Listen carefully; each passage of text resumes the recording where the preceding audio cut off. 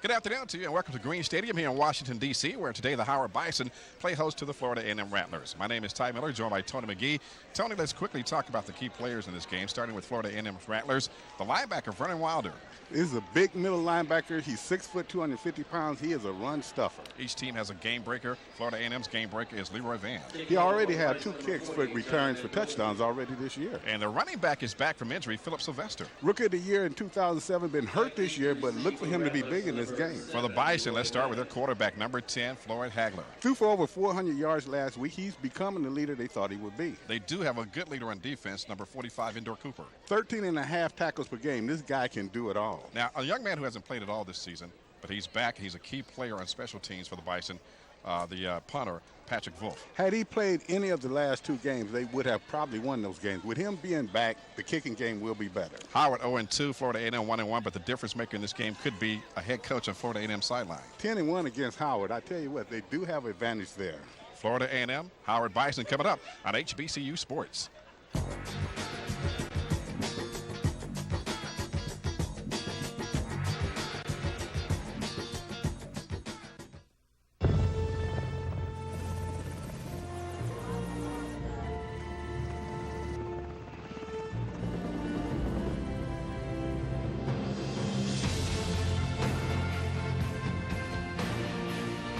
If you want to do great things in your world, spend some time in ours.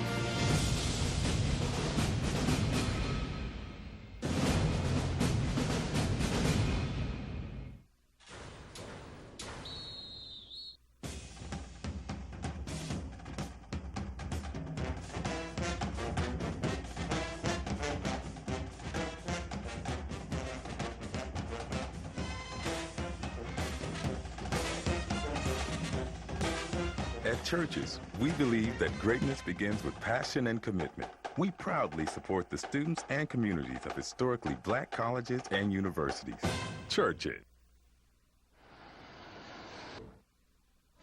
And a good afternoon to you once again. Welcome to Green Stadium here in Washington, D.C., where the Howard Bison take on the Florida A&M Rattlers. Today's game being brought to you by Russell Athletics and by Paradise Exit, the latest in fashion, music, dining, and more. By Church's Chicken. Also by Publix Food Store, where shopping's a pleasure. And by Spalding. Also being brought to you by the United States Navy. Accelerate your life. Ty Miller and Tony McGee getting set for the Rattlers and Bison. Rattlers have won the toss and have elected to receive. And back deep to receive for the Bison, the dangerous kickoff return man, Leroy Van, actually for the Florida A&M Rattlers. And as we know, as you said, he's returned 2 already for touchdowns this year. So very dangerous. As you know, in the past, Ty, special teams for the Bison, they've had their problems. John Mendoza, number 40, teeing it up for the Bison, clad in their blue-on-blue uniforms with the blue helmets. The Rattlers, orange pants with the green stripe and white jerseys and the orange helmets. Sunny, temperature is low 70s here in Washington, D.C., and there's the kickoff as Mendoza kicks it short. And Van picks it up at the 25-30, tries to get outside to about the 32, and will break it and get all the way up to about the 45-yard line of Florida A&M for a gain of 30. Nice kickoff return by Florida A&M in great field position to start this afternoon. And we've seen this time and time again. What happened was the contained man on that team, is really not keeping the containment. Kwame Akabela, Anthony Collins, Steve Brazell, Javier Wallace, and Robert Okafor, the key guys up front for this Florida A&M offensive line. As the Rattlers go on offense first, Michael Benson, the fullback. Philip Sylvester, we talked about him up top, had over 200 yards rushing last year. Taj Jenkins, and the quarterback is Eddie Battle for Florida A&M. And Battle comes up under center with Sylvester deep in the eye. There goes a man in motion, and there's already our first whistle. And we'll mention to you right now that the 40-second play clock is out, so they're going to give them a time count on the field, and right away, that was a legal procedure. 5 yards remains, first down. Well, that's a good thing for the Howard Bison. They started by giving off a very good kickoff return. Now you've lost 5 yards. Defense need to dig in, get this game started on a positive note. So the Florida A&M Rattlers will start first and 10 at the first and 15 rather at their own 42-yard line. Again, the quarterback is number 8 Eddie Battle, a 6'2 sophomore from Titusville, Florida. There's Kevin Elliott going in motion, and Battle hands it off to Sylvester, and Sylvester will get a couple over to about the 46-yard line for a gain of 4. Patrick Jean-Marie making that stop for the Bison. What you look at is Florida A&M just came straight at him, and Joe Taylor has a tendency to do that, and they came straight at him, running at him, and making the defensive lineman up front control that line of scrimmage against their offensive line. The new coach, of course, is Florida A&M's Joe Taylor, who spent many years, 16, at Hampton, and he is known for his running attack. But with the Rattlers, we expect wide open passing with this team. Yes, because they have very good quarterbacks. 2nd down and 10. Battle in shotgun formation, sends his man Elliott in motion. Play action fake, and Battle rolls out, has room, has a man downfield, and it's going to be incomplete, intended for Kevin Elliott to bring up a 3rd down and 10. A little misdirection play, and what they did was fake the fall to the left, come back to the right, bring a guard out to really block for him, but at the same time, they have to keep that defense. There you see Joe Taylor there. He will open up offense, and he will do a lot of misdirection. The Howard defense, Saki Kirkler, Robinson, Carter, and Corey Berry. The defensive end, a freshman at 6'4". That's your defensive line. As Florida A&M gets ready for this 3rd down and 10, Jean-Marie Cooper, the All-American hopeful, and Robert Parker are the linebackers. 3rd and 10. Battle against shotgun formation. Howard with a 3-man front, now showing 4 in blitz. Battle back to pass, looking, has time, has a lot of time, has a man open, and near the 1st down marker down at the 40-yard line of Howard. A lot of time there, no pressure on Battle, and he got a gain of 14 to his wide receiver for a 1st down. And he was in that middle zone. Howard was playing the middle 2-deep defense, and what they were doing, that middle zone is wide open. But the key to this, if you watch it here, defensive linemen getting off, but no one is getting close to the quarterback. Well, Cooper that time was double teamed and pushed aside, and Battle had about 10 seconds to get that pass off for a 14-yard gain and a 1st down. 1st and 10, Rattlers at the Bison 40-yard line. No score early in the 1st quarter. Battle sends his tight end in motion. Howard shifting their linebackers. Jean-Marie gets over the cover of the tight end. Now here's Battle, back to pass, looking, and incomplete. Intended for his wide receiver there, as Martin December, number 11 for the Bison, was on the defense. And Howard did a very interesting thing there. They took Corey Berry, number 58, stood him up and had him to come a little bit late on the pass rush. He did get late pressure, and that did make the quarterback throw a little faster than he wanted to. 2nd down and 10 for the Florida A&M Rattlers, who are 1-1, wins over Alabama State, and an overtime loss to Delaware State 2 weeks ago before they had a week off. Battle again in shotgun formation. Philip Sylvester is the running back there with him. Howard again showing his 3-4 look on defense. Needs to get pressure. Battle back to pass. A lot of time. Throws it over the middle and nearly picked off and nearly received, but incomplete. Orlando Jamison almost picked it off of the Bison. And I tell you, Randall was right there. He made the move for the interception. The 2 players' feet got tied up, and at the same time, it was a good protection. Again, as you see, he's standing back here in the pocket, has plenty of time. Late rush right there. The ball is thrown. Could have been caught. 2nd down and 10 for the Rattlers at the Howard 40-yard line. Make it 3rd down and 10. Sylvester back there with the quarterback. Battle. Long snap count. Now he gets it. No pressure. Steps up. Has a man down there, and it's going to be caught and nearly fumbled, but there's a reception made by Isaac West, a 6'2", 200-pound sophomore from Tallahassee, for a 1st down for the Florida A&M Rattlers, the 2nd in this series. And Isaac West come into this game with 6 receptions. As you see there, that he took that 6'2" frame, went up. Once again, it begins with great protection. He has time. Should be throwing it about now. Isaac West goes up to great hands, pull it down. December on the coverage for the Bison. Couldn't get there in time for a gain of 22 for Florida A&M. There you see December nearly making the play, but not making it, so West with the reception in the 1st down. And here's a handoff, and it's going to be to the running back, who will get about 2 yards. Maybe back to the line of scrimmage. That's number 23 for the Florida A&M Rattlers. Tackle made by James Robinson, the defensive lineman for the Bison. And if you remember James Robinson from last year, he was coming on. He had injuries. This young man is 6'1", 280. Last year, he ended up with about 17 tackles in 6 games. The injury put him back. This year, he's playing very consistently. He read that play well, and that's what he had to do because another Joe Taylor misdirection play. Loss of 1, so a 2nd down 11 for Florida A&M. That carried by Demetri Kimry. Battled in shotgun formation again. As Florida A&M's on the move with their first possession. Here's a swing pass in the flats. That's Sylvester. Sylvester inside the 15, down to about the 10-yard line, close to a first down. Gain of 9 that time. That's Philip Sylvester, who last year ran all over and around the Rattlers, or the Bison rather, for over 200 yards of total offense. And yes, as we said this year, if you look, it's a little swing pass. Got a late blitz coming in. Get the ball off. Get it to your best man. Get a block out in front, and he will make it happen. Third down and a short 2 for the Florida A&M Rattlers, looking for their third first down on this possession. 11:34 left in the first quarter. No score at Green Stadium in D.C., where it's the Bison and Rattlers. Battle brings his team up now, who will go under center. Sylvester deep in the eye, and Michael Benson is the fullback. Benson leads Sylvester. Sylvester cuts through, gets the first down. He's going to be stopped at about the 9. But he's going to be close to the first down before Martin Corniff, the cornerback, stepped in and made the tackle. The play tie was really made by Endor Cooper. He went up on the line of scrimmage, took on a lineman, and was able to grab the runner's leg and allow the cornerback to get there to make the final hit. As you see there, it's a nice formation there. They're right in front, pushing the man to the side. Endor made a big play there, got the running back's leg. Well, they got close to it, but did not get the first down, so it's a 4th down and 1 for Florida A&M. They will attempt a 26-yard field goal. That's Trevor Scott, and Scott's kick is up, and it is good. So Coach Taylor does not go for it on 4th and 1. He takes the points, and with 10:37 left in the first quarter, the Florida A&M Rattlers on their first possession take it downfield, tack up 3 to make it a 3-0 score. You know, you look at Trevor Scott, that is a young freshman, 6'2" from Jacksonville, Florida, and that was a very strong kick.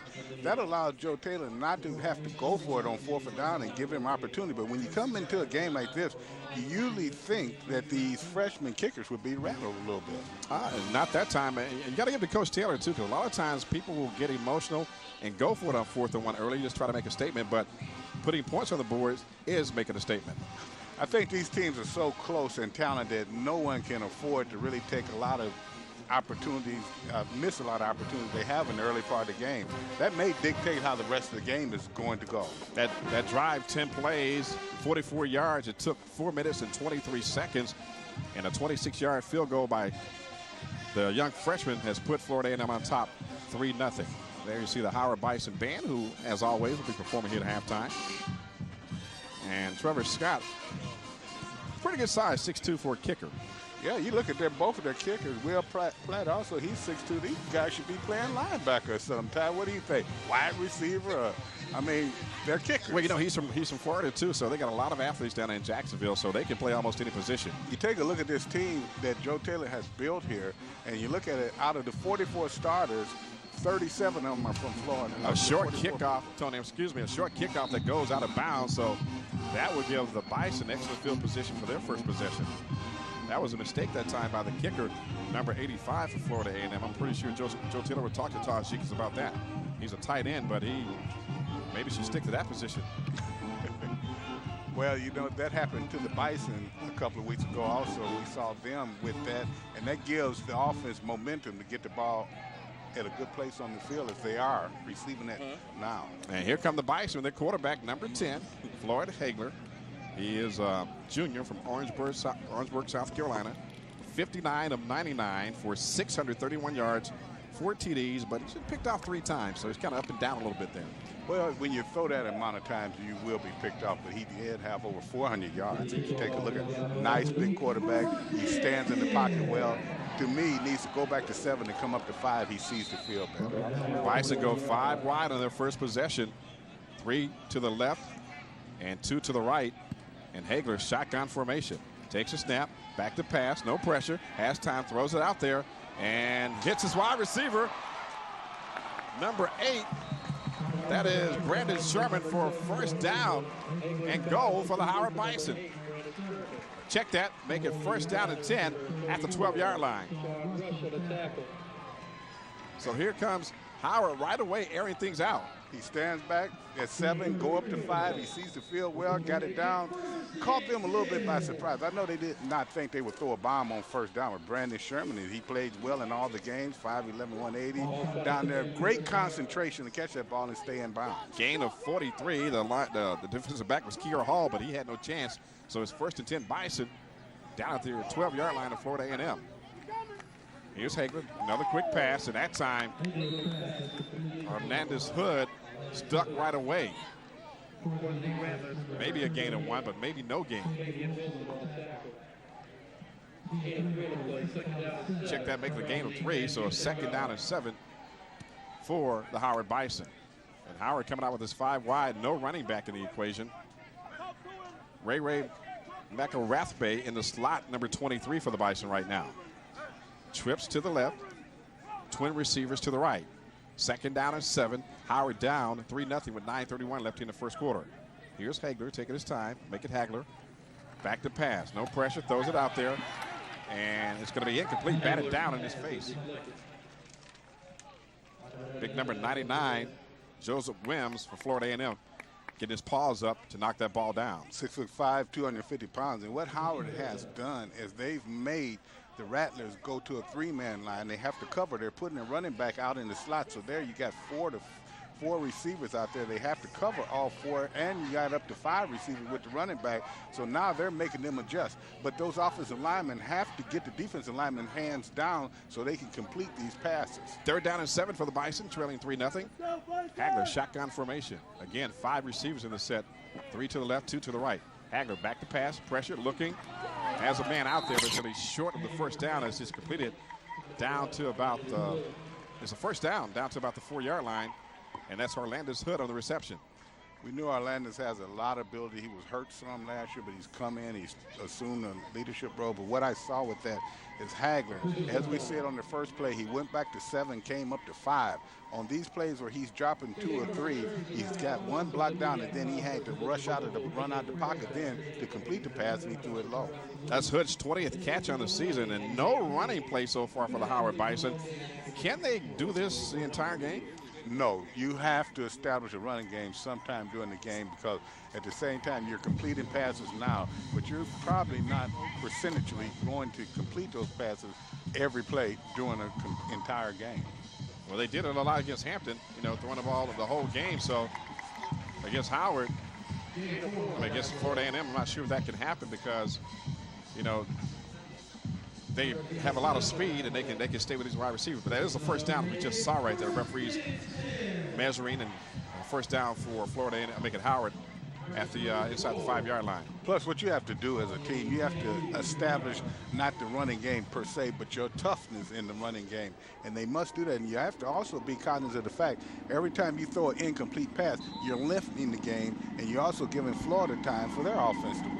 1st down and goal at the 3-yard line for the Howard Bison. Again, shotgun formation. 5 receivers in the set. Man in motion, the ball snapped over Hagler's head. He can't get it. FAMU picks it up, and they are on the run toward the goal line. Joseph Wims, the big defensive line, is going to take this one all the way for a Florida A&M touchdown. And just like that, Howard's down 9-0. And this seemed to happen with them over and over again. Now, we saw the play prior to that. The snap was a little bit high. We saw it this time. It was over his head. He could not get to it because he tripped. And Florida A&M had at least 5 to 6 players over his head. He tries to get to it. He trips a little bit. Look how many orange pants and white shirts you see in there. And the big man rumbling down. That's a lineman's dream, too, Tony. I mean, you were a defensive lineman, so how does he feel right now? Well, why could you not say the big man was running like a stallion? Why does he have to be rumbling down the field? He was running very good. As you see, all joking aside, he came down, he picked up the ball. That's athletics right there. Look how he's an athlete. So he's a full-blown look at the stride on that young man. All the way into the end zone. What do you give him on this dive into the end zone? That's we didn't see it there, but about a... Well, I don't think he would have made the Olympics. Oh, but he did make 6, and Florida A&M's on top, 9-0. And here's the PAT with 8:49 left here in the first quarter. It's up, and it is good. So with 8:49 left here in the first quarter, a brand new score after Howard marched down the field. Looked like they were going into the end zone, but the errant snap led to a touchdown, and Florida A&M's on top 10-0. Prior to that play, Ty, you asked me a question. And we'll talk about that when we come back right after this on HBCU Sports.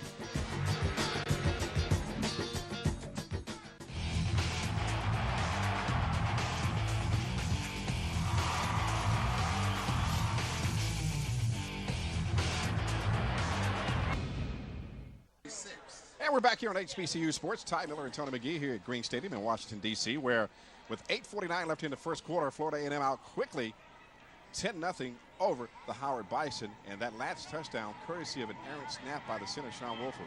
And as I was saying, you asked me a question. Can they go a whole game with just passing the ball? No. You have too many opportunities in a passing game to make mistakes. That was one of them. We saw the ball snap high the play prior to that. Then that play was snapped over the quarterback's head. Will Platt teed it up for the Florida A&M Rattlers. Platt's going to kick it to McElrathbey, number 23, who's back there, hopefully for the Bison, and also Martin December, number 11. And this will go short to one of the up men, and he'll take it at the 45 and get into Florida A&M territory. That's Will Quoner, a fullback on the return. And he got into Rattler territory at the 48, so more good starting field position for the Howard Bison. Let's talk about that, again, that errant snap on the part, which according to Ed Hill, the sports information director here at Howard, the Bison had trouble all week with snaps in that shotgun. They have trouble with that snap in the pro, and that's right. You have individuals that are professionals doing that. That's a hard snap to do it out of the shotgun, and you have to measure where it is to the quarterback. And that time he was up a little closer, and the snapper snapped it over his head. As Hagler with over 600 yards passing so far in 2 games, and pretty good start this afternoon, except for that errant snap. Now Hagler under pressure, runs out of there, gets down inside the 40. It's going to be dragged down from behind, but not until he gets to the Florida A&M 37 for a gain of 12. Coming into this game, Ty, we thought that Howard's defense and offensive line could control this game. Look at it here. He's back. He's set up. Look at his first receiver. Do not have time to throw the ball because of pressure. Now, that's a 3-man line. You cannot allow 3 men to defeat 5 men. Therefore, they are doing their job, and number 99 is playing an excellent game. Every time you look up, you see Joseph Wims. 1st and 10 for the Bison at the 37 of Florida A&M. Hagler, 5 wide, facing a 3-man front. FAMU showing blitz, quick pass out there, picked off, and it's going the other way again. Florida A&M's defensive back, Kier Hall, has a touchdown.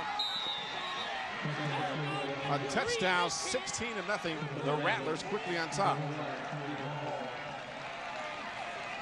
That time, 2 FAMU players were in the same territory because 2 Bison receivers ran the same pattern. And that's always a mistake. And the other thing that happened, the quarterback was looking over there the whole time, so the young man, all he did was read the quarterback's eyes. Therefore, you never should have 2 receivers that you see in the same place. That is a mistake on those receivers. One of those receivers. Kier Hall with a 67-yard return has quickly put the Rattlers on top. 16-0. PAT is up, and it is good. So now a 17-0 game early here in the first quarter.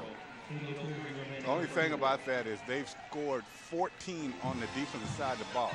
Yes, it's early. It's 17-0. What Howard needs to do now is just settle down. They've given away 2 touchdowns. We've seen that time and time again.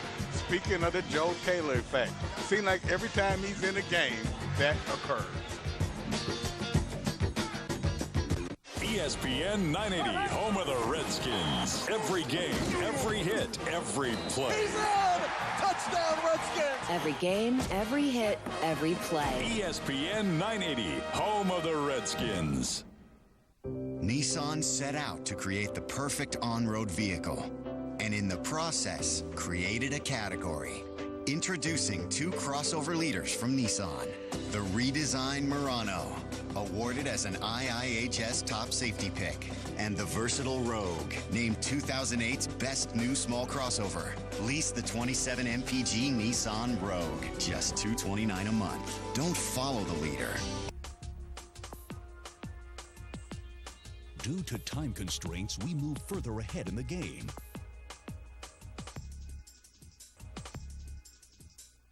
And welcome back to HBCU Sports. Ty Miller and Tony McGee here in Washington, D.C. as we head to the second quarter with Florida A&M leading Howard 17-0. The Bison on the defense right now. FAMU with a 3rd down and 17 from the Bison 43. That is Eddie Battle back to pass, and Battle throws it deep.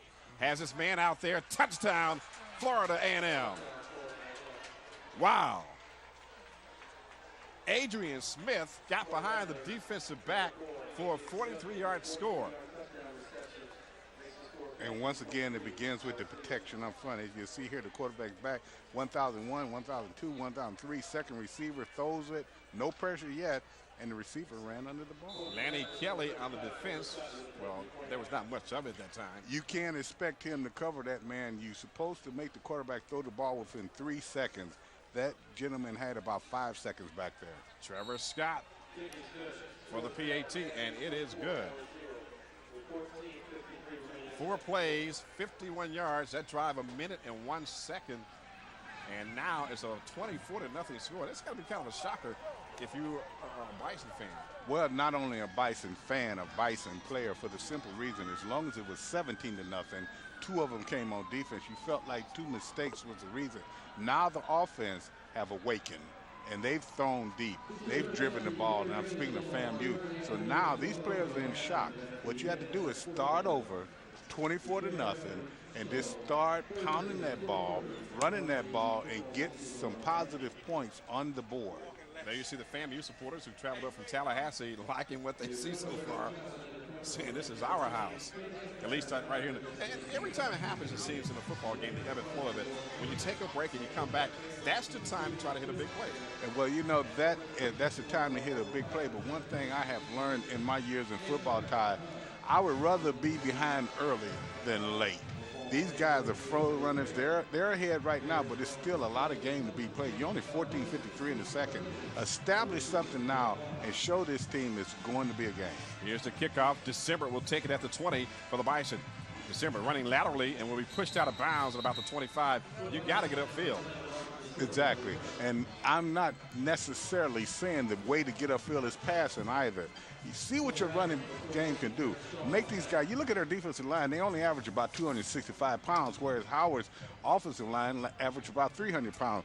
Make these guys play football. Right now, you're throwing 2 or 3 passes. They're incomplete. You're giving the ball right back to the other team. Hagler threw 17 passes in the first quarter. He was 6 of 11, had 1 picked off, had 88 yards, 1 pass for 47, but he also was sacked 1 time. So 1st and 10 Bison at the 26 early here in the second quarter, trailing 24-0. Hagler, quick pass out there. Carter can't get it. Ball nearly intercepted that time by Curtis Holcomb. Once again, if you get a replay of this, I guarantee you, Hagler was in that 3 or 4 step drop range, and he seemed to have a problem with his velocity on his throw then. I don't know, why does he throw it that hard, or why does he throw it that low? I'll tell you, he's a better passer when he can get back to 7 and step up. 2nd down and 10 for the Bison. 2nd down and 10. And here's Hagler again, shotgun formation. Back to pass, looking. Pass Carter, the wide receiver, the freshman, and he gets over the 30 to about the 34 before he's gang tackled by the Rattlers. So that's going to bring up a 3rd down and short for the Bison. The best thing about that was the yak, and that's the yards after catch. He caught it. It was a short gain. He turned it into an even better game with his running ability. That's Carter's first catch this afternoon. He was one of the MEAC players of the week last week after that game against Hampton. 3rd down and 2, 14-12 left here in the second quarter. Howard trailing Florida A&M 24-0. Hagler, shotgun formation. FAMU showing blitz. And they come after him, but can't get there. And a quick pass to Hood, but Hood had the pass jarred away by Curtis Holcomb, number 24. And again, the Bison go 1, 2, 3, punt.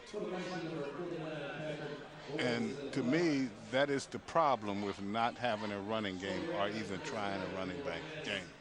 You have to establish a total game plan, and that includes running and passing. Patrick Wolf back to punt. And Wolf will stand back at his 20-yard line. Right after this punt, we'll send it down to the sideline to Susan Stark. And Susan, go ahead. Hey guys, I was able to speak to some of the coaches before the game, and they gave me some of their key points. Coach Bailey said he's going to execute taking care of the ball, and Coach Taylor says he's going to minimize making mistakes in order for his victory. All right, guys, back to you. Thank you, Susan. Who do you think is keeping to their game plan? Well, it looks like Joe Taylor has so far. 10-1. There is a reason. 10-1 against Howard all time for one of the best coaches in black college football, and all of college football for that matter. Joe Taylor spent 16 years at Hampton, 4 black college national championships, and numerous conference championships.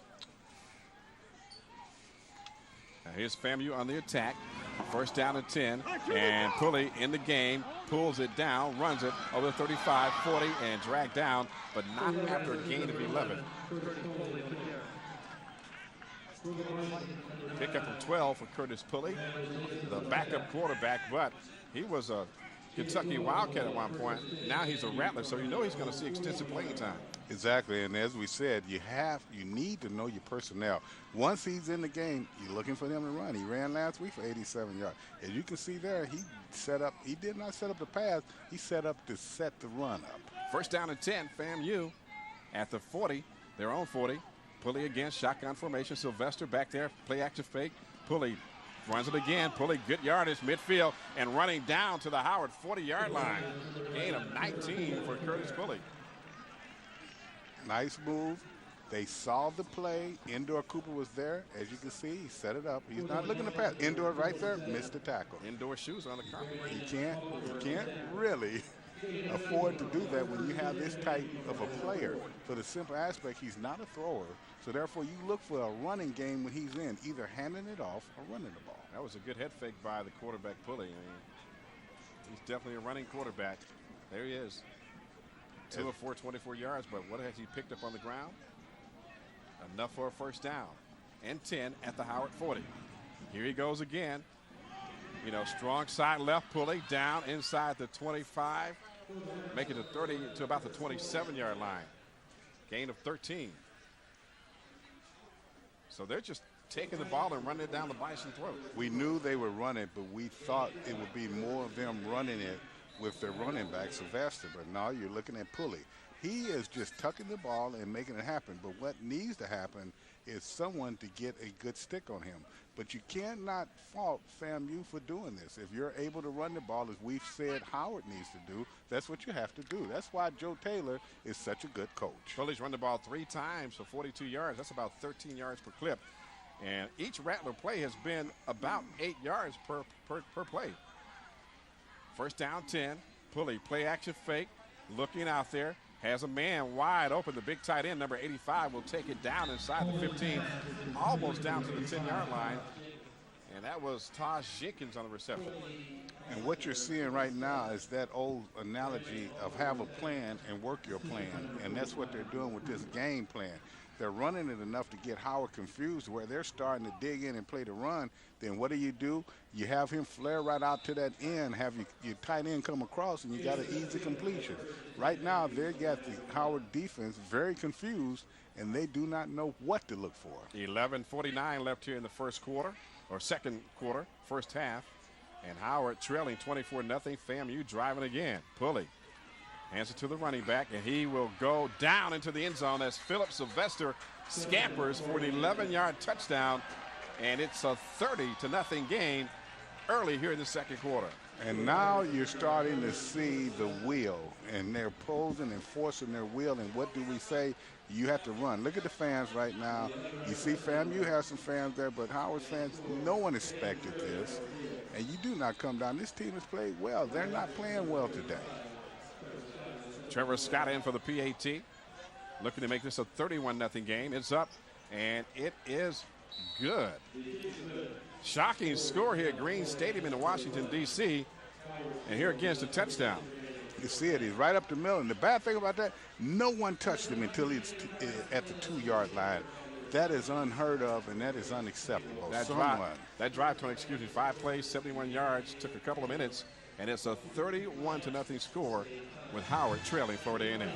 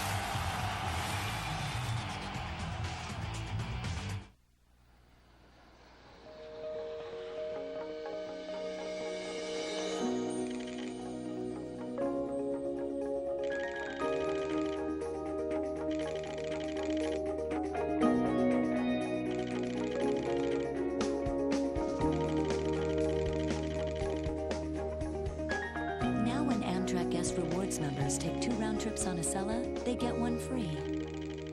Visit Amtrak.com for details.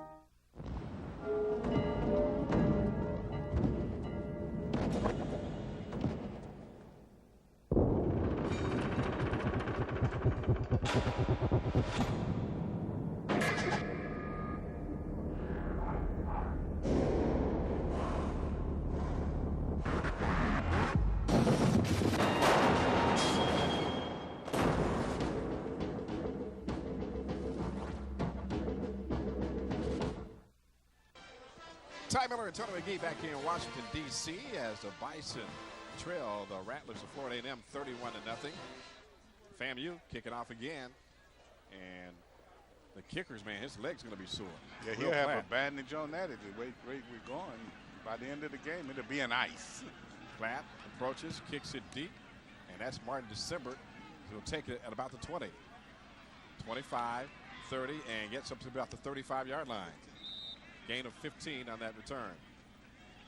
So the game plan for Florida A&M right now is basically, if they come out 5 wide, you basically play prevent defense. Exactly, and that's what you do. You put extra defensive back in there. You get linebackers that can cover. You put 3 men up front. You blitz every now and then. But what it's doing is allowing them to stay fresh also, because when someone runs at you, it takes more power, more strength, more energy to stop the run than it does to stop a pass. One of the reasons Rattlers are not facing a running team right now is because Carlos Whitaker was ejected in last weekend's game against Hampton. He's just the key running back for the Bison, but he's out today because of suspension. McElrathbey is in the backfield, option play, and here's Brandon Drayden on the carry, and Drayden's going to be gang tackled at the 40 after a gain of 4. And it matters not how much you gain. It matters that you establish some toughness here. You start to wear that defense down somewhat. You have 5 linemen that average 300 pounds. Utilize that size and strength. FAMU is a move-around defense, a defense that they got a very good nose guard. They got pretty good defensive ends, but at the same time, if you run at them, you will make them dig in. Second down and 6 for the Bison. 10:55 left here in the first half. It's a 31-0 Florida A&M lead. Floyd Hagler, the quarterback. Shotgun formation, FAMU showing blitz. Quick pass to Orlandis Hood. Hood near midfield for Bison first down. Gain of 11 that time for the Bison. That's Hood's 5th catch this afternoon. So 1st and 10, ball spotted at the midfield stripe. There's Alvin Harper, the offensive coordinator for the Howard Bison. He can't be too happy about the score, but he's going to continue to pass his football. Bruce in and running back, and it's Kenneth Austin Bruce, and Kenneth will get maybe a yard, if that much, as Florida A&M's defense stayed home that time.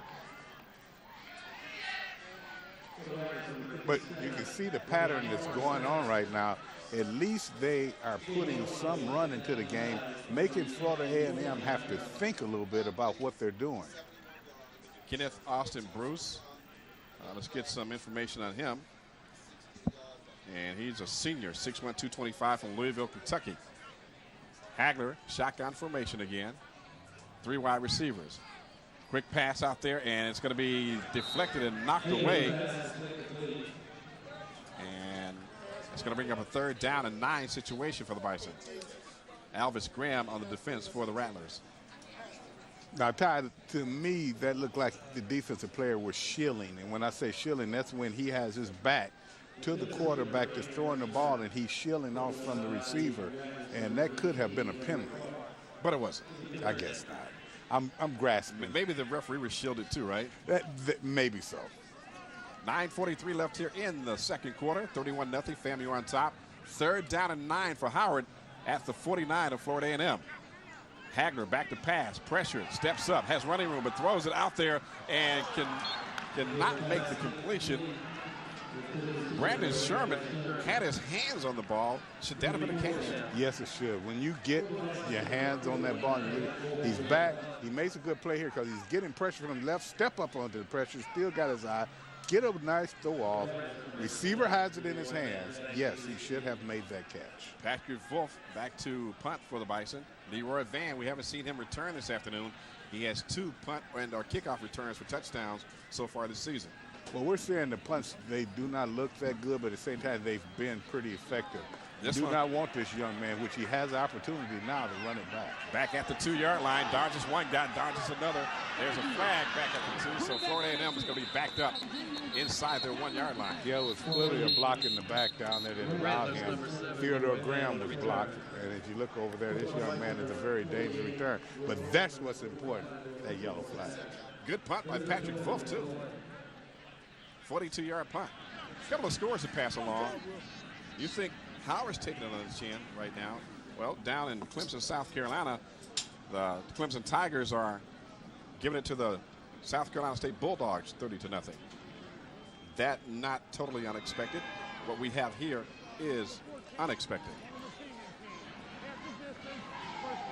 That penalty on Derek Shaw blocking in the back. So that ball's going to be first down and 10, Florida A&M inside their 5-yard line. They'll mark it at about the 7. Looked like that penalty occurred at about the 2-yard line. Yes, it did. I thought it was much further than that. But right now, Endor Cooper, 13.5 tackles a game. This is time for him to take this defense. They take control, make them kick it 3 and out, and give your offense a good opportunity to score. They need a couple of scores this quarter to get back into this game. Eddie Ballard back in at quarterback for the Rattlers in shotgun formation at his 1-yard line. And fakes a pass, looking, has a man down there. The ball is caught, but now ruled incomplete as Taj Jenkins, tight end, had his hand on it but had it knocked away. That was a very good play. Other than a couple of plays, the defensive backfield, along with the linebackers, have played pretty good coverage. Now that run aspect of it, the whole team laid down on that last series. But give FAMU credit. They took their defense and scored twice. Then their offense got in the rhythm. They also put in their running quarterback, so they're doing everything right now. Eddie Battle, more of a passing quarterback, has 45 yards this afternoon and a long pass of 22. Second down and 10, back at his 7. 9:18 left before halftime. Battle, 3-step drop, quick pass out there in the flats. Gets his wide receiver, and that's going to be close to a first down, and it is a first down. Very good. Now, what did we say, Todd? Look at your personnel. This young man, he caught the ball because they were playing a man-to-man. December gave him about a 10-yard cushion.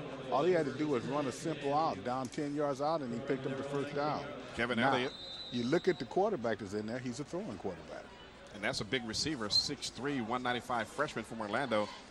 Kevin Elliott came in with 7 receptions, 97 yards and 2 touchdowns. Tacking on to that today. There's Battle, 4-9, 88 yards, a touchdown to help his team lead 31-0 with 8:52 left here in the first half. Shotgun formation, play action fake, Battle, all kinds of time, goes upfield, has his man out there. It's Jenkins. Jenkins dragged down, but not until he gets down to the 41 of Howard. But there's a flag on the play. Make that Kevin Elliott on the reception.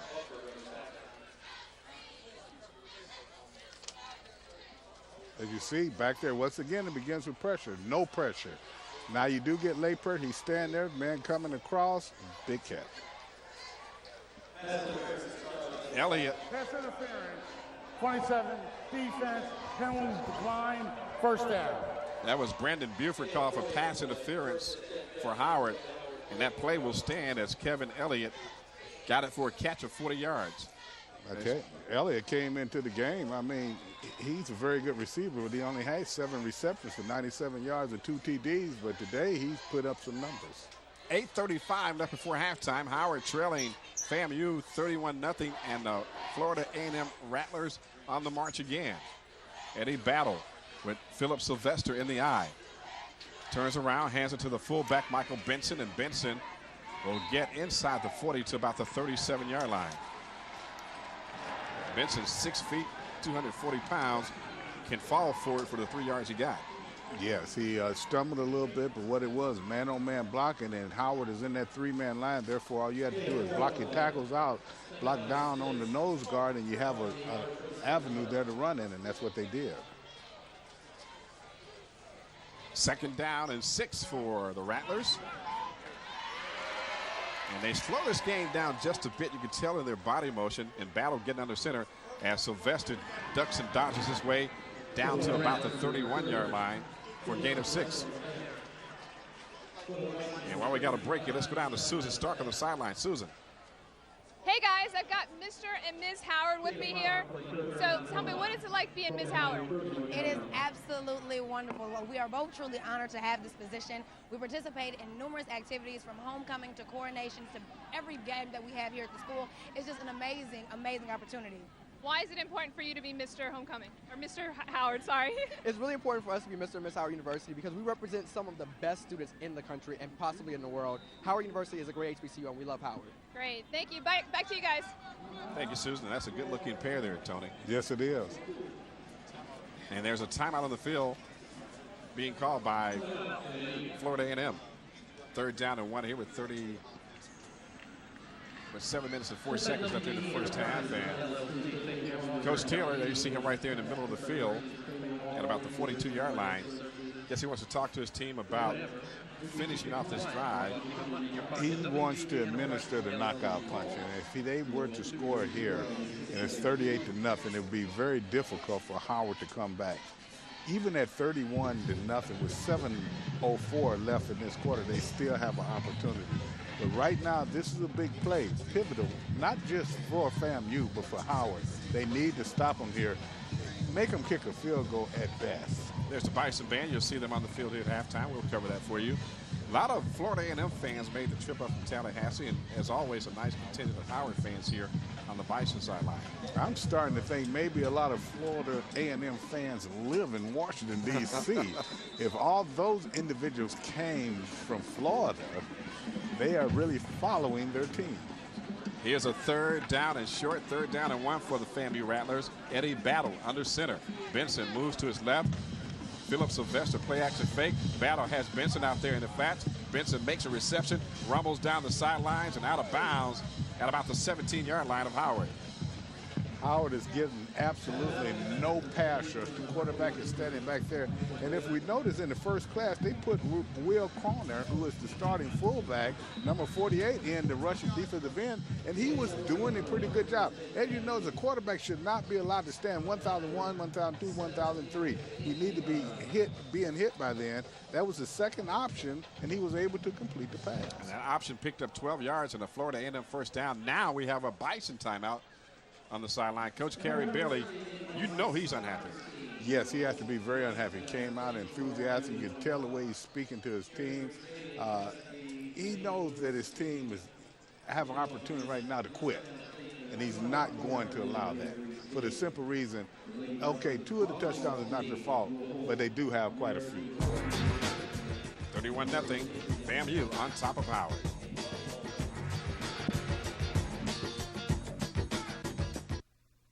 Touch 'em all. Goodbye, Mr. Spaulding. The great ones all have a signature call. What's yours? It's deep to left. Check the lost and found. That's good. Sayonara Homerama. Not bad. I haven't seen a homer that epic since reading the Iliad in college. That's gonna need some work. The O's tackle Tampa tonight at 6:30 on MASN. Be there. NFL myths. Myth. Penalties show a lack of discipline. Undisciplined teams don't win. Reality. The NFC Championship game featured the 2 most penalized defenses in football. Myth. The best place for Ravens postgame is the national networks. Reality. Best Ravens postgame is on MASN. Ravens Extra after the Ravens-Steelers game Monday on MASN. Be there.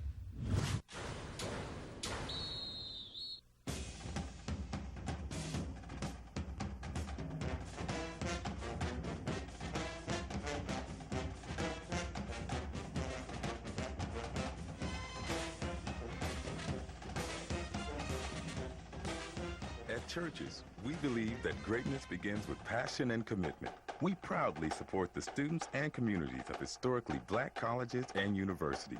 Churches.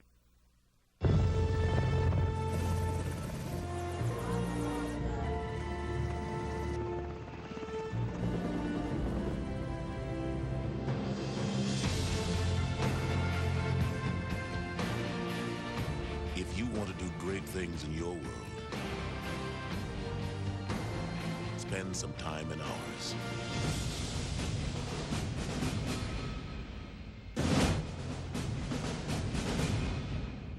And we're back here on HBCU Sports. Ty Miller and Tony McGee in Washington, D.C., where the Florida A&M Rattlers are sticking it to the Howard Bison 31-0. They have a 3rd down and 1, a 1st and 10 rather, on the Howard 18. And here's a running play to the big fullback, and he dives into the end zone. Down, actually, he's down to the 1-yard line. That's Michael. Check that. That's Philip Sylvester. And Sylvester was out a couple of weeks ago with a banged-up ankle, but he's back now and picked up 19 on that carry.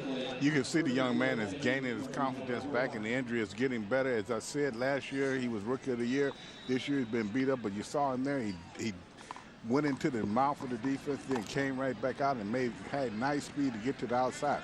The one thing that I'm seeing, though, with these running backs that's really bothering me and probably bothering Coach Bailey is the running back is not being touched until he have ran. Well, there are 5 effective yards. timeouts and ineffective timeouts. That was ineffective, and here's a 1st and goal, and Sylvester will fall into the end zone. Well, short of the end zone. That looked like he got across the goal line, but the referee said he's down at the 1-foot line. That timeout by Howard a couple of seconds ago, what do you think they were talking about, Tony? Well, they were talking about getting tougher, holding that line of scrimmage, making some plays. They're not making plays right now on defense. As you'll notice, FAMU have made 2 big defensive plays that really put this game out of reach in the beginning. Howard's defense need to step up and make some plays. 2nd down and 1 for the Rattlers. 5:43 left before halftime. They lead 31-0. Battle gives to the running back, and Sylvester's going to be stopped again. So this is what the Bison need. They need to rise up to the occasion. And, you know, you look at it and you said, okay, use this timeout. But now they've had 3 attempts at the 1-yard line to get in the end zone, and they've held them. If they can hold them, and as you can see right there, gang tackling. There's Cooper, number 55. Cooper, you got to see that. That's what we haven't seen. So a 3rd down and goal at the 1-yard line for the Bison. Ian Simon was also in on that tackle. Here's Battle, the quarterback. And he's trying to push his way into the end zone, and he gets there. 2nd effort gets him into the end zone. And now Florida A&M is all over Howard, 37-0. Unfortunately, because at the point of attack, they held them well. He could not get in, and all he needed to do was fall across the line of scrimmage. What he did was kept his feet moving and reached over with the ball and scored. So 37-0 with 4:59 left here in the 2nd quarter. And here comes the PAT. It's down, it's up, and it is good. This game ain't over, Tony, but you know, the bus is about to start up here early in the 2nd quarter. That's a 2nd red zone visit for the Rattlers. 10 plays, 93 yards that time. And it's a 38-0 score. We'll take a timeout and come back with more on HBCU Sports.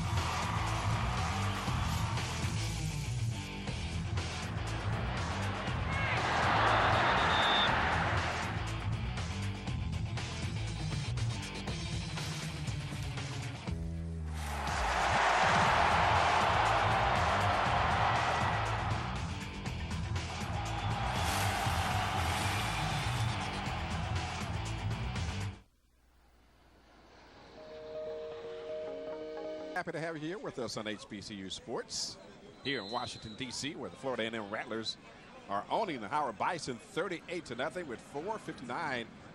And we're only here in the 2nd quarter. Yeah, 4:59 left in the 2nd, and it's already 38-0. That's not good. Short kick, and it's going to be taken and down by Brian Blake, the tight end, at the Howard 34-yard line.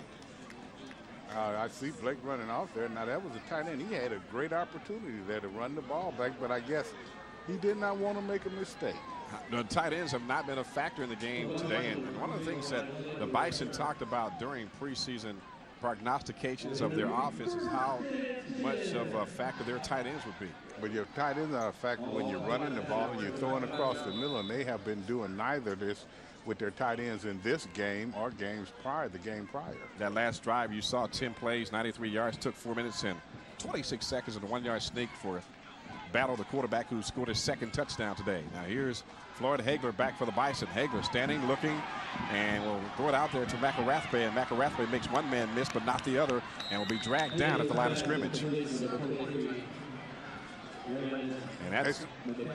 that's Ray McElrathbey, who's been much chronicled because of he's helping to raise his brother, and he cannot be a factor if you can't get him the ball in a situation where he can get upfield. But the other thing you saw there, you saw Ray over there, but you also saw 7 white jerseys. So therefore, FAMU is playing the type of defense that we thought Howard was going to play in the beginning of the game. 2nd down and 10 for the Bison. 5 wide again. FAMU playing prevent defense. Hagler throws it out there, hits his man, but picks up a short gain. That's Brandon Sherman on the reception for the Bison. 2nd down, make it 3rd down and 5 now.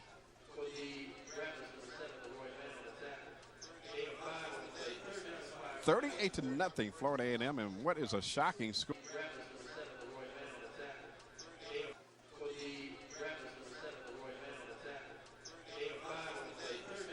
$38-0, Florida A&M, and what is a shocking score because we expected a much more competitive ball game this afternoon.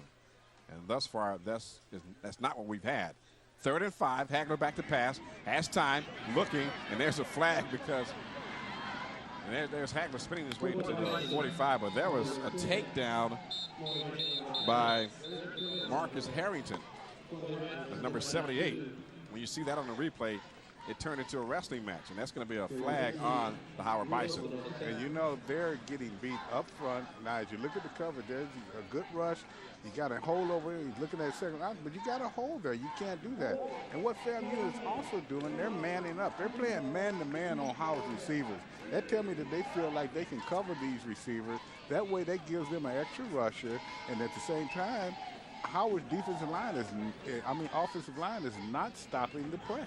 That was Harrington. The penalties, Florida A&M 4 for 45 yards. The Bison, their first penalty, but at a bad time with 3:33 left and down 38-0. Tony, is real key that they get something on the board here. Only 3 points.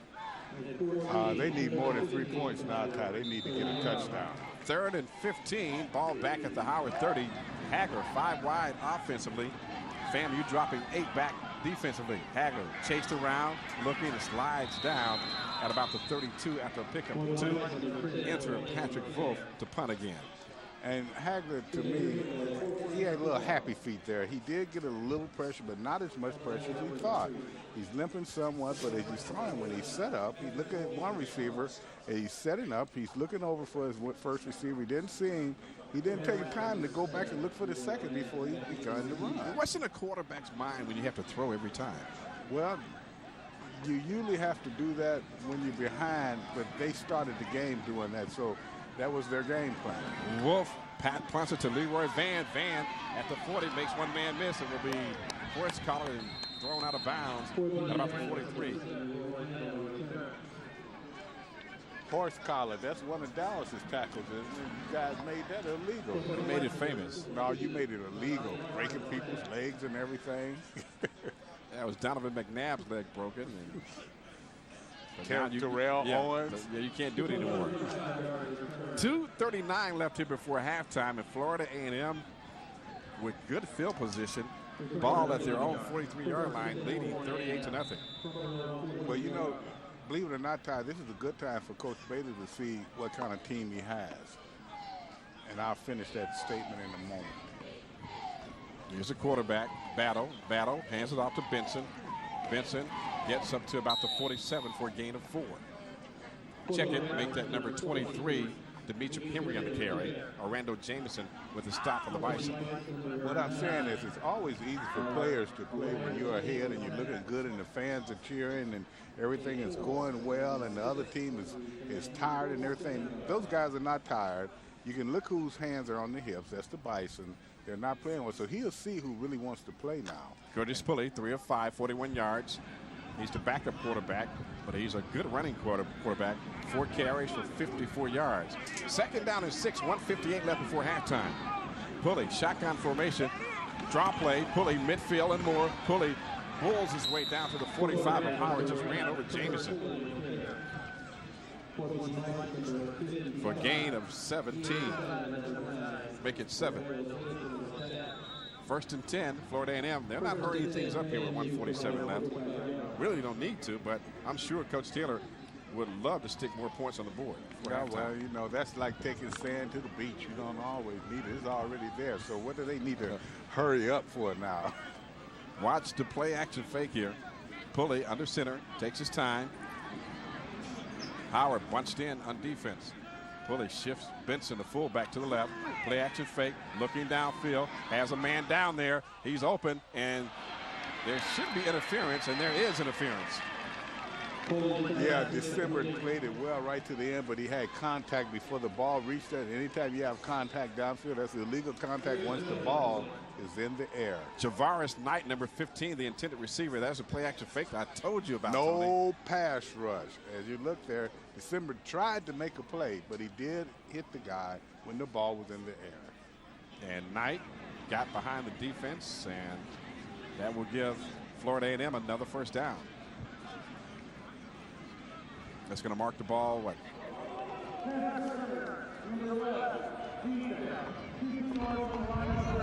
Automatic first down. Automatic first down, so the Bison will march backwards while Florida A&M keeps marching forward. There's December. 1:17 left before halftime. And I'm sure that locker room, man, is going to be loud with Coach Bailey on his players at halftime. I think it should be, and it deserves to be, and it should happen not just in the locker room, all the way into the locker room. He should start the riot act at halftime, right when the horn blows. That's it. Pulley back to pass. Pulley with a man open out there, throws the other way and makes it. That time the receiver came, he jumped for the reception. That was number 80, Isaac West. Didn't have to come off his feet for that ball. No, he did not. But at the same time, the one thing that is really happening out here, FAMU's offensive line is doing an excellent job. They're forming a cup. They're allowing the quarterbacks who can stand back there, look at one, look at 2 receivers, and then throw out to another outlet. So therefore, when you have that type of protection, you will be successful. The fullback that time, Michael Benson, was wide open in that play. We'll see if they come back to him. Second down and 10, 1:11 left before halftime. Pulley, shotgun formation, has a man in the flat. Pulley, drop play, and this time, Endor Cooper steps up to meet him at the 30-yard line. If we want to digress and think about it, Pulley is the one that changed the whole momentum of this game. When they brought him in the second quarter, he began to run, and that really would have started to upset the whole defensive flow of the Bison. He's been the one factor that has really been a big factor where he's running the ball, handing it off, and then an occasional throw. Third down and 10 for Florida A&M. They're taking their time. 40 seconds left before the half. They sent 4 receivers out in this set. Benson's a single setback. Watch again, Pulley on the draw play. Pulley takes a snap. Looking to pass. Draw play. Pulley up the gut. Pulley gets more. Pulley down to the 15 and stop at about the 17-yard line. And Florida A&M takes a timeout with 17 seconds left.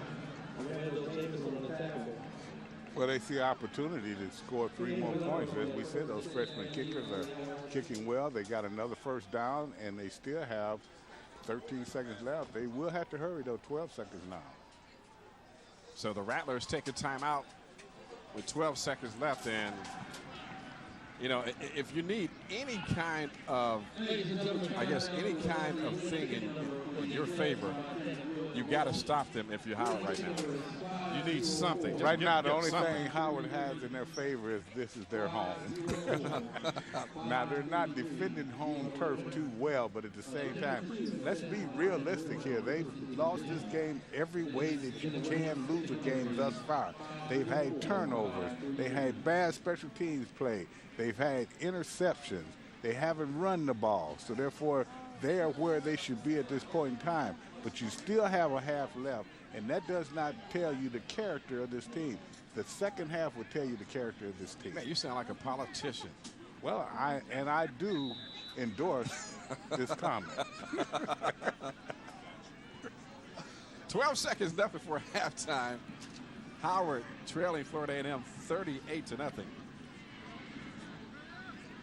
And here's a 1st and 10 for the Rattlers on the Howard 19. Pulley back to pass. Looking, has a man open, but can't hit him near the goal line. A totally different throw, a totally different setup, a totally different play when you put pressure. They bought a little safety blitz, bought a couple of linebackers, put pressure on the quarterback, threw it in the ground. So a 2nd down and 10 now. 8 seconds before halftime. And here's a 36-yard field goal attempt. And Trevor Scott is back to attempt it. High snap, Scott kicks it long enough. It's straight enough, and it is good. 1 second left before halftime, and it's now a 41-0 score, and the horn sounds, and that's a sound of mercy if you're the Howard Bison. A sound of relief. 41-0 halftime. Back with more on HBCU Sports.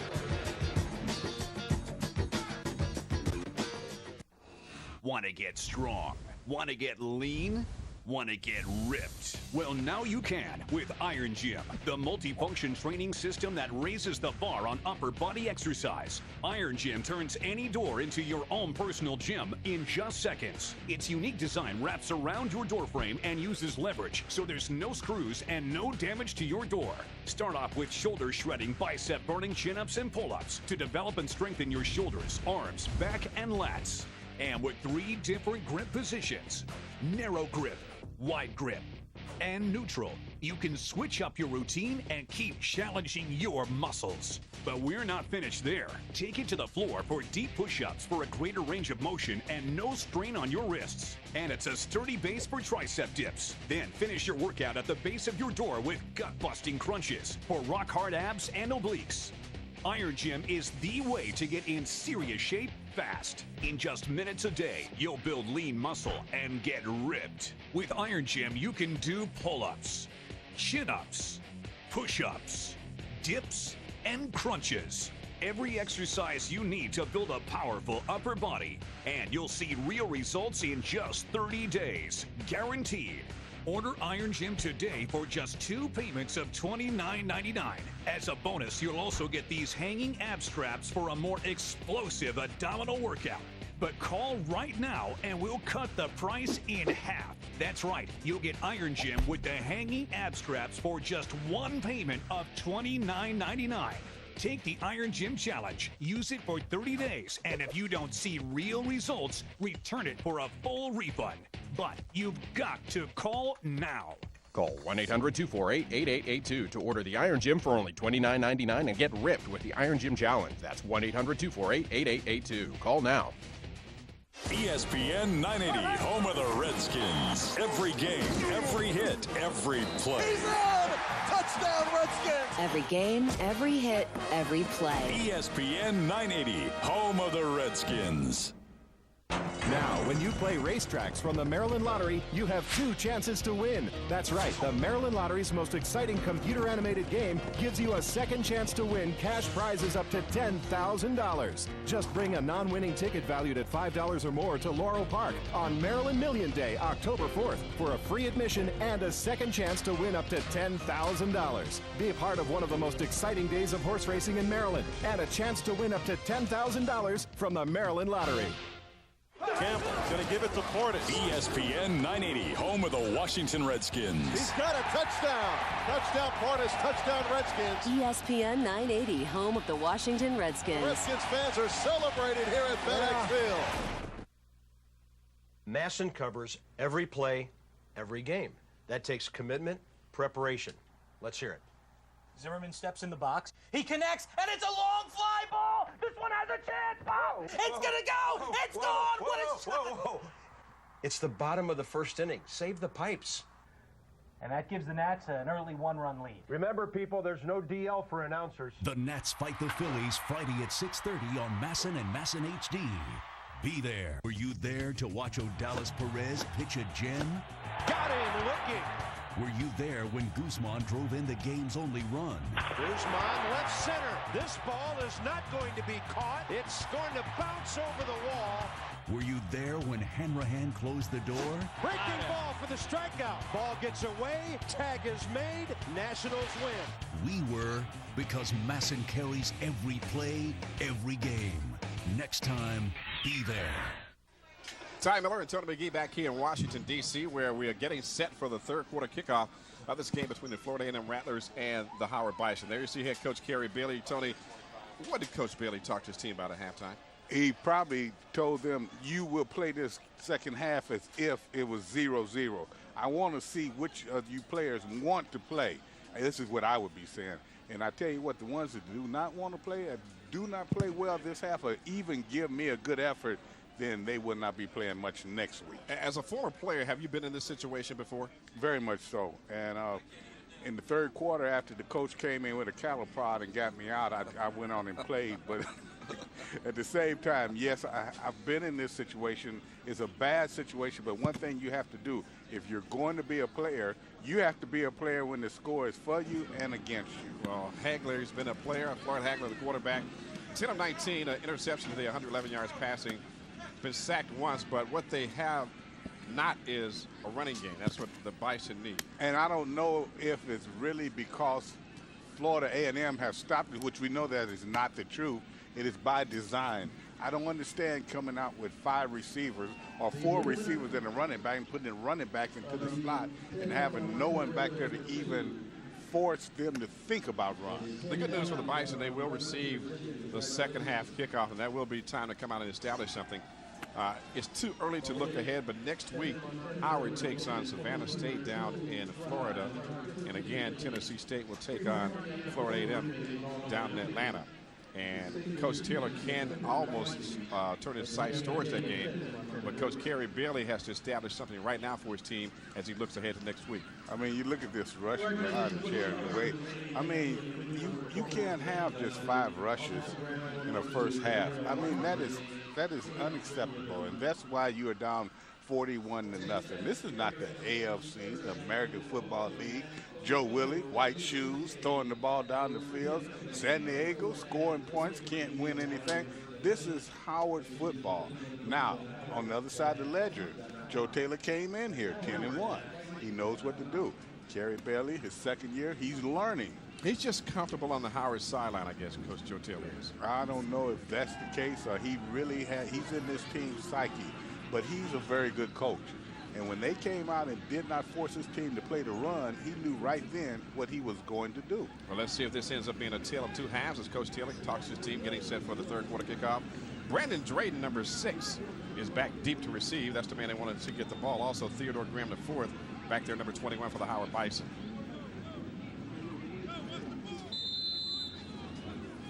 And also look out for Raymond McElrathbey, number 23 for the Bison, back there deep. Number 23. Here's the kick, and this will be McElrathbey at the 15, up to the 20, 25, 30, and he stumbles forward to about the 34. Gain of 17 on the return for McElrathbey. McElrathbey, the transfer from the Clemson Tigers. Won't make much of a difference with his team behind right now, though. Well, as I said, if it were I come out and establish some type of a running game. I come out and I establish some type of toughness. I come out and I establish to this other team we're not quitting. they're in an I formation tie. That tells you they're getting ready to run the ball. Kenneth Austin Bruce in the I-back position. Bruce over the 35 to about the 36 for a gain of 1. Kenneth Austin Bruce is a senior, but hasn't seen much playing time here on the Hilltop. 6'1", 225 from Louisville, Kentucky. He's a transfer from Tennessee State. Second down and 9. Hager breaks to Kent. And again, in the I-back position is Austin Bruce. Also, Will Croner in at fullback. Croner's played both offense and defense today. Hagler under center. Back to pass. Looks out there and has it picked off. Picked off by Florida A&M. And this one's going to go back again down to the Howard 7-yard line. Michael Creary picked it off for Florida A&M. This tells you that Florida A&M has studied Hagler and they're watching his motion. If you'll see here, he's back, he's looking away, he's looking at that receiver, and he kept his eye on that receiver. And right away, the defensive back, if you'll see, his head was not turned towards the receiver. He was watching Hagler. That was Curtis Holcomb, the guy who made the pickoff for the Florida A&M Rattlers, and Holcomb took it down inside the Howard 10-yard line down to the 6. First and goal, Florida A&M already up 41-0. Quarterback is Curtis Pulley. And Pulley sends a man in motion. Pitch out. Running to his right is Sylvester. Sylvester cuts inside, but it's going to be dragged down at about the 4. Patrick Jean-Marie was holding on, made the stop for the Bison. Drawing that play out nice. Defensive back came up, forced it in. Patrick Jean-Marie. You know, the one thing we remember about him, last year he began to play. He's from Montreal, Canada. And he came in and he really played well. That was a nice play by him. Now, even though they're down scoring position, this is the time that the defense should make a statement. But at the same time, on both sides of the ball, FAMU have controlled the line of scrimmage. Pulley under center. Second down and goal at the Bison 5-yard line. Takes a snap, back to pass. Benson's out there wide open, can't get him. Now he's chased outside the pocket. Pulley is going to be chased out of bounds and dropped outside the 10-yard line, back at the 11. And there's a late flag for a horse collar tackle. Exactly, but it was a good play, a very good play. And one thing that we've made note, and I think we should do that again. A young man that's making a lot of plays in there, Will Croner, was the starting fullback. They have him playing defensive end now. Personal foul, tackle, horse collar on the defense. Half the distance, automatic, first down. This is where he had a horse collar, grab the back of the shoulder pass, pull it down, jerk him around. That's Croner, the man you were talking about. Exactly. Even though that was a horse collar, he came a long way and made a play. They're putting him in, a former fullback, at 6'2", 245 as a defensive end, and that is the third or fourth play, even though it was a penalty that I've seen him make. So first down and goal again for the Bison, for the Rattlers rather, at the Howard 5-yard line. Handoff to the fullback, the running back rather. It looks like to be Sylvester, and he's going to stumble his way forward for a couple of yards down to about the 3. Shedor Cooper on the stop. Also Martin December, the cornerback, number 11. Another thing that I see, this big offensive line, which I said they average about 285 pounds for FAMU. They get in people's way and they move. And what they're doing with Bison's playing a 3-man line, that allows them to have a guard to come off on Indoor Cooper, whereas if it was a 4-man line, Indoor Cooper will have more room to roam. I would love to see them go back into a solid 4-man line and let Indoor Cooper have more room to make the big hits. Pulley under center, second down and goal. Handoff again, and it's a Sylvester. Sylvester down to about the 2-yard line. That time the Florida A&M offensive line got a surge and pushed the Howard defenders back. Are they much stronger than the Bison? I don't know if they're much stronger as their scheme. And what they're doing is when you have 3-man line, and I've played in that before, you have opportunity to double everyone on the line of scrimmage. And by doing that, you may have a guard and a tackle on the end. You may have a center and a guard on the other guy and a fullback and tackle on the other. And so you're doubling those guys, pushing them off, and then that allows the running back to hit through there. If you push them back far enough, Indoor can't get up to make the hit. Third down and 2 for Florida A&M, leading 41-0 with 11:38 left in the third quarter. fade pattern, and out there making the touchdown reception is number 5, Kevin Elliott, for the Florida A&M Rattlers. They now lead 47-0.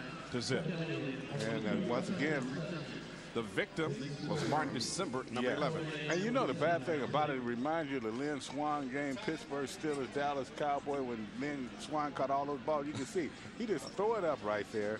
And December is there, he's just not making the plays. And that was Mark Washington, if you remember. I know, you took that dig at the Dallas Cowboys. Yeah, Mark Washington got toasted that time, but it really wasn't his fault. And Trevor Scott on the PAT kicks it up, and true. So with 11:33 left in the third quarter, brand new game, brand new score rather, 48-0. It's Florida A&M over Howard. Back with more on HBCU Sports.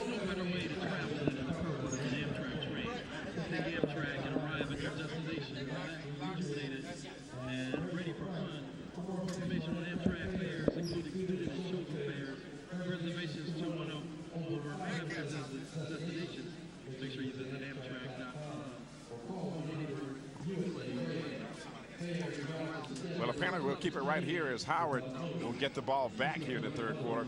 Their first possession resulted in another turnover. And you got to look for something. I mean, you might as well run the ball now. And like you say, Tony, establish some toughness along the line of scrimmage. Because right now they're being beat up. I played with a team in Chicago, the Chicago Bears, my first 3 years.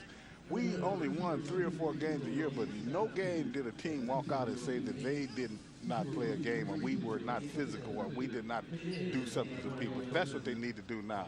You don't need to have a game. Look at those white jerseys aren't even dirty.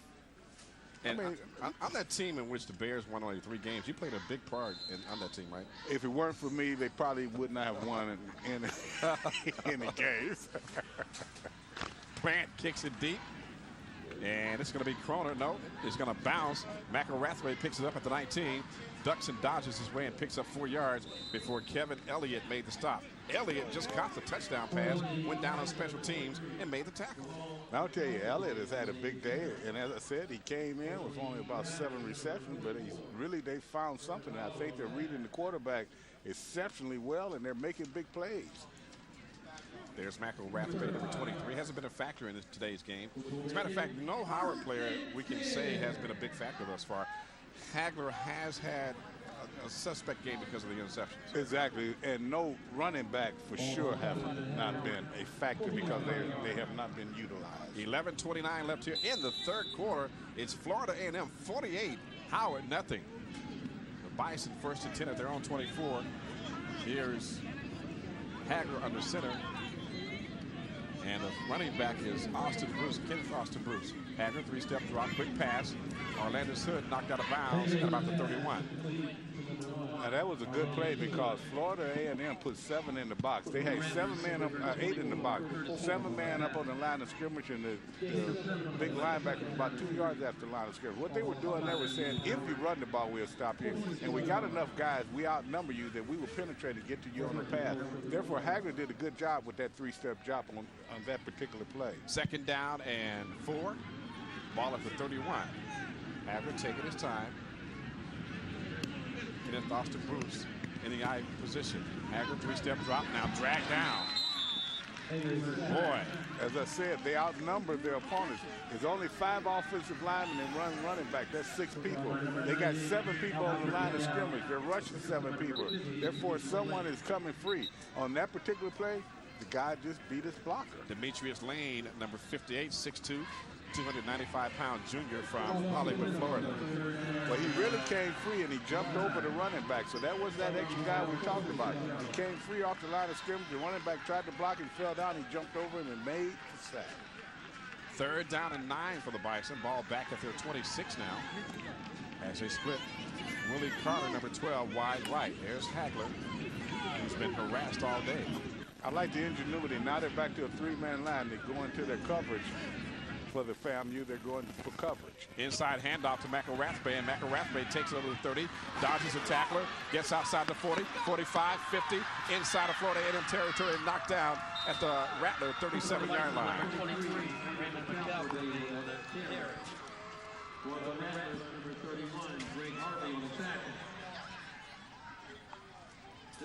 A 31-yard carry by Ramon McElrathbey.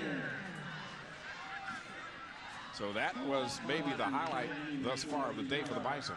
Exactly, and if you look at a nice run, almost fumbling the ball.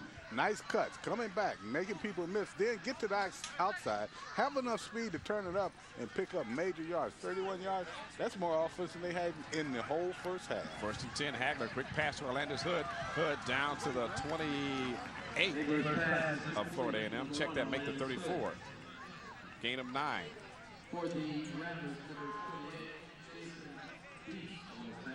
So a little life being shown by the Howard team here in the 3rd quarter. I like this. They are changing up. They're doing things. Now, as I say this, they go back to 5 wide receivers once again, but maybe it'll work a little better this time. Hood with 7 receptions for 68 yards. Has had a good day for himself. Hagler, shotgun formation. 2nd down and 1. Back to pass. Hood again on the reception. 1st down, Bison. Gain of 6.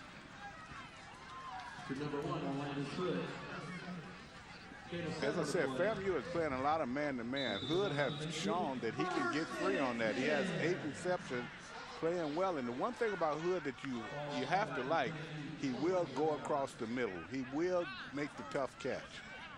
1st and 10, Bison at the 27, 8:42 left in the 3rd quarter. 3 receivers to the left, 2 to the right for Howard. Hagler takes a snap. 3-step drop, steps up, looking, throws it deep into the end zone, and Carter cannot make the catch, but it is picked off by number 1, Kier Hall, for his 2nd interception this afternoon. It's a great play by the defensive back. I don't know if I would have thrown that at the same time because he had good coverage, but at the same time, Hagler was trying to make something happen, and that usually happens. As you see, he goes back, 1, 2, 3, step up, looking down, go to his 2nd option, throw it down there, but the man was well covered. That's just a great defensive play by Kier Hall. Exactly. And that drive was looking really reminiscent of the first drive this afternoon by the Bison. Dead ball after the play. Unsportsmanlike conduct. Number 28 on the defense. 15 yards, no, half the distance will be assessed after the touchback, 1st down. So on the celebration, there's a dead ball foul on the Florida A&M Rattlers, but they still lead 48-0 with 8:27 left in the 3rd quarter. So the Bison, with what looked to be a scoring opportunity, had it snatched away. And as you said, that is the way the game began, and now we are in the 3rd quarter, 8:27 left, same show. And here's Philip Sylvester breaking through the tackles. Sylvester on a 90-yard jump if he can get past Martin December. Down to the 20 and knocked out of bounds at the Howard 7-yard line. For the Rattlers, number 30, Philip Sylvester. We indicated this young man was Rookie of the Year last year in 207. Been hurt. Had a bad ankle. Haven't played much. Only 36 yards coming into this game. But one thing we said, he is a game breaker, and you must keep your eye on him the total game. 83 yards on that run by Philip Sylvester. Nice cut, go right in the middle. But the thing he shows here is the speed. Get by, run by 1 defensive back. December has the angle, therefore he cannot run him. But Joe Taylor is loving seeing this guy run this way. 1st down and goal for the Florida A&M Rattlers on top, 48-0. And looking for the 5-spot plus. And there's a timeout by the Rattlers on the field.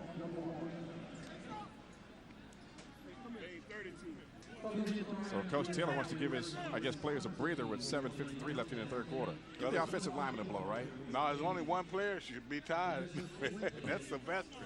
The rest of them was right there on the line of scrimmage. He made that run happen. At the initial point of attack, it was not a bad play by the Bison. But Sylvester, with that nice running style, made a cut inside, outside, and then had the speed to turn it into an 83-yard run. Okay, we'll come back with more after this timeout. It's 48-0 Florida A&M over Howard on HBCU Sports.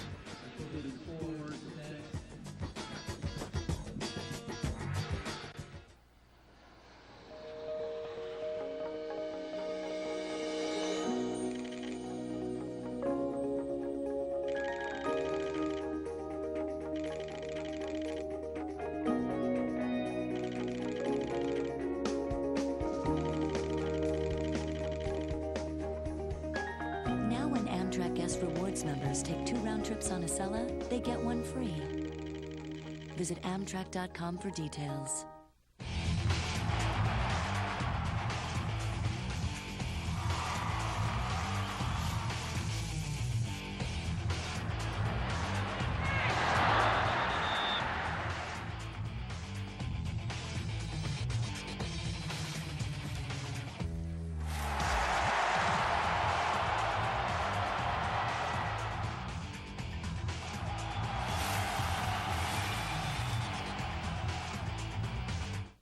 And we're back here on HBCU Sports, 48-0, FAMU over Howard. Let's go down to Susan Stark on the sidelines. Well, with me I have Coach Gottschalk, is that correct? And he's from Germany. He was a former coach here. And you got a couple of German players out there. You got Patrick Wolf, Dennis Weinberg. Too bad they're not doing much work out there. What do you expect to be? What I expect today, I hope that Patrick is punting a little bit better, and I hope that Dennis get a chance to kick. Right now, he was not on the field. All right, guys, back to you. Thank you, Susan, and your guest. 48-0 here, 2nd down and 8 for Florida A&M after a gain of 2 on 1st down. That Florida A&M offensive line has done its job this afternoon, Tony. Yes, they have, and their defensive line as well. Here's Pulley under center. Make that battle. Battle hands off to the running back, and that's number 23, Dimitri Henry.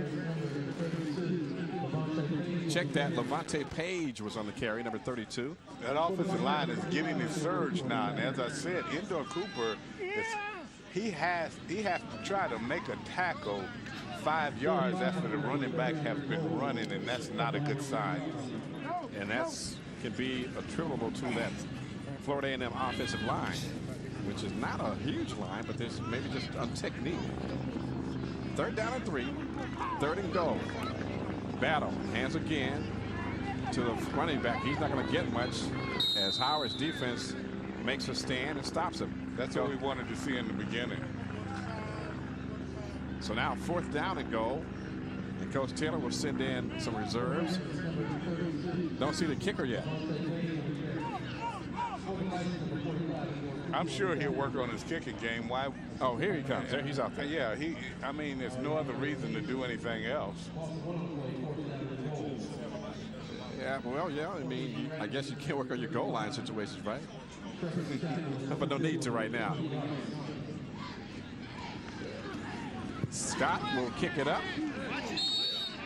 And Trevor Scott with his 3rd field goal this afternoon makes it a 51-0 ball game. His leg might be tired as well, Tony. I tell you, I think we've been doing these games for 5 years, and this may be the first time we've seen someone put 50 on this team, on a Howard Bison team. But at the same time, we've seen numerous times Joe Taylor teams defeat Howard teams. This will be the 11th time, barring some miraculous comeback. Not time. Oh, I'm just trying to, keep it interesting. Okay. In terms of the possibility of a comeback. Possibility. Yeah. All I want. Miracles happen. Yeah, exactly. On 33rd Street.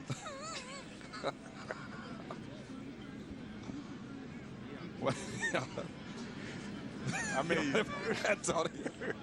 You just got to really, as I said, what Coach Bailey wants right now is for his players to give him the effort to show that they're not going to quit. Drayton McElrathway back deep to receive. McElrathway at the 12, up to the 20, 25, 30, and up to about the 35-yard line goes Ramon McElrathway, the transfer for Clemson. Got to get him in this game. He's shown you on kickoff teams. He's shown you running. The young man wants to play. He's running off the field now. He needs to be in there and let him run this ball. He's ready to run. So what? You're not catching up. It's 51-0. Let's see what he has. He's back in now. When did you change the offensive gameplay? The game plan. First game plan against Georgetown this year was running. Then you had last week's game plan against Hampton, passing. Now you come in against Florida A&M, passing. It's not working. When do you change? You lost the Georgetown game by 5 points. The other games you lost by more. So therefore, to me, it seemed like the first game plan may have been the better game plan, which included running. Pass interference on Florida A&M's defense that time. So the Bison will get 1st down. And Floyd Hagler continues to pass. Mario. Well, he came out with a bandage on his arm this week. As much as he's passing, he'll probably have to warm up in a sling next week. Take it out right before game because he's throwing every play.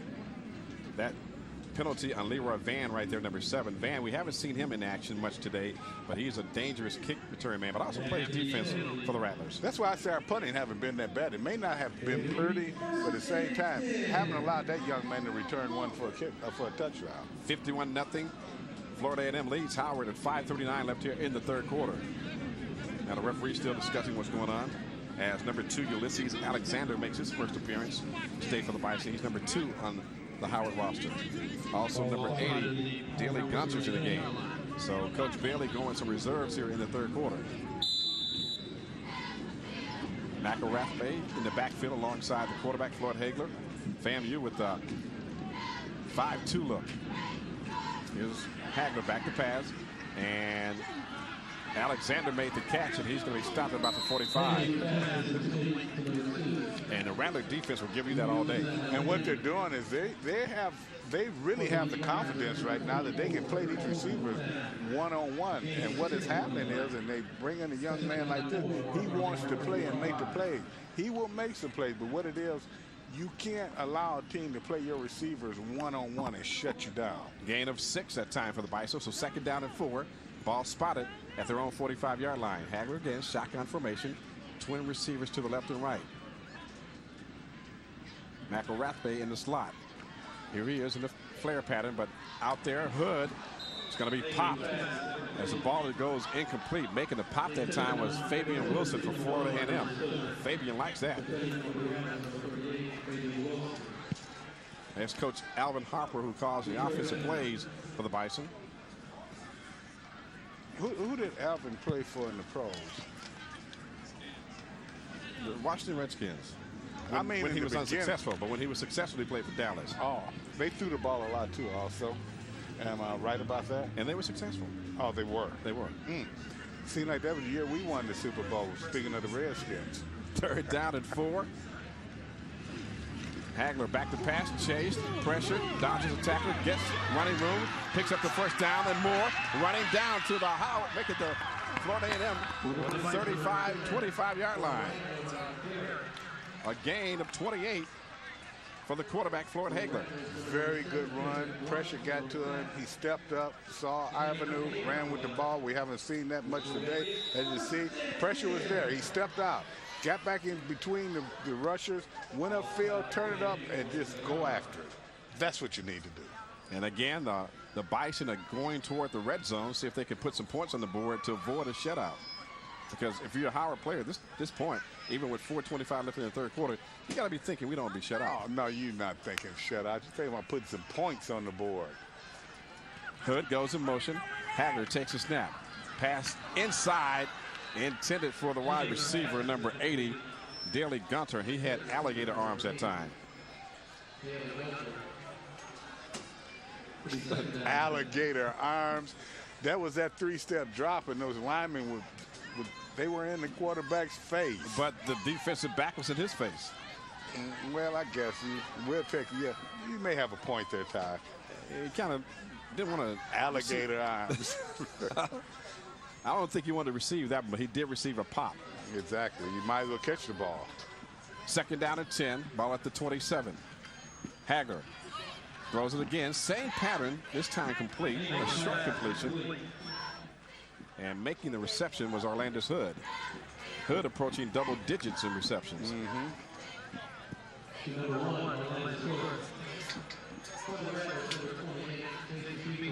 3:53 left here in the third quarter. There's Hagler again. No drop at all. Caught the ball, threw it quick, no decision making.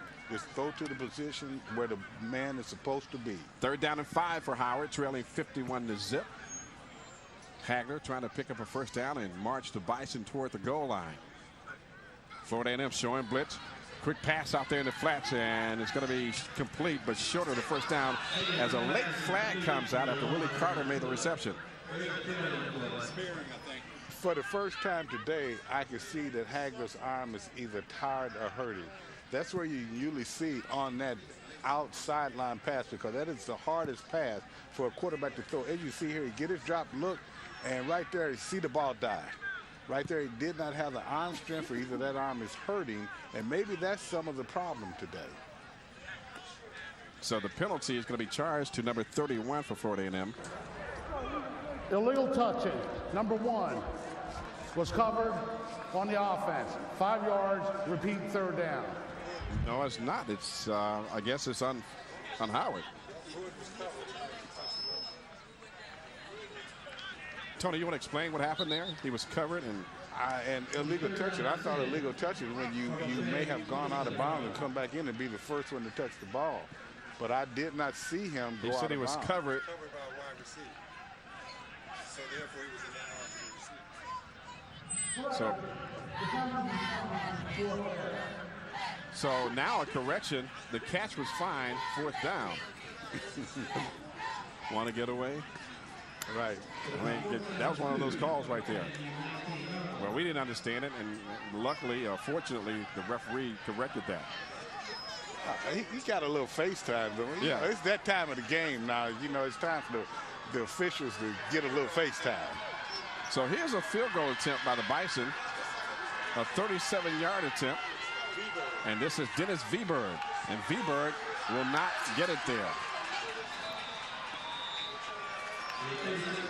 So that snuffs out the Howard opportunity, and the ball will go over on downs to the Florida A&M Rattlers. I tell you what, he had no height on it whatsoever, no power. I don't know if it was the hold or if it was the kicker. But I tell you what, the kicking game has been a problem for years, and that needs to be addressed. 51-0, Howard trailing Florida A&M.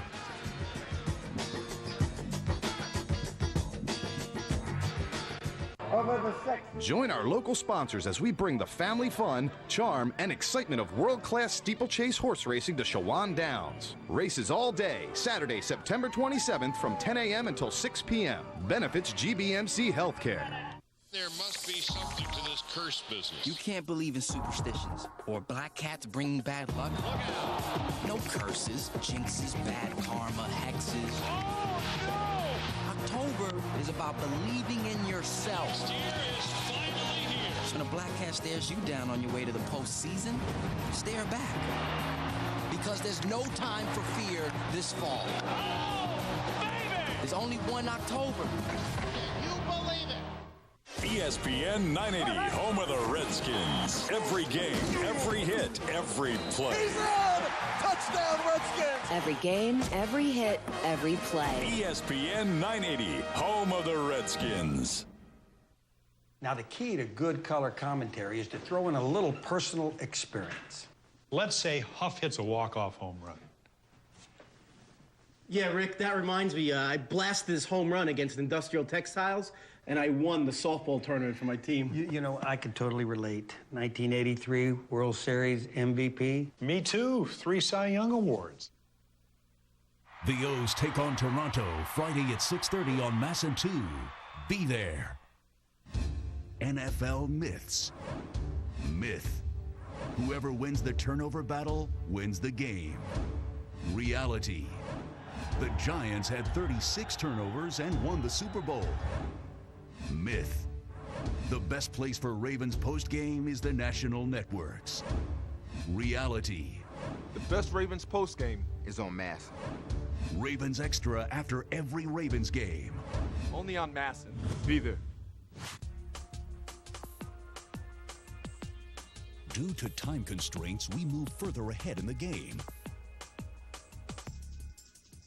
And we're back here on HBCU Sports. Ty Miller and Tony McGee in sunny Washington, D.C. But a dismal day for the Howard Bison, who trail the Florida A&M Rattlers 51-0 as we head to the fourth quarter.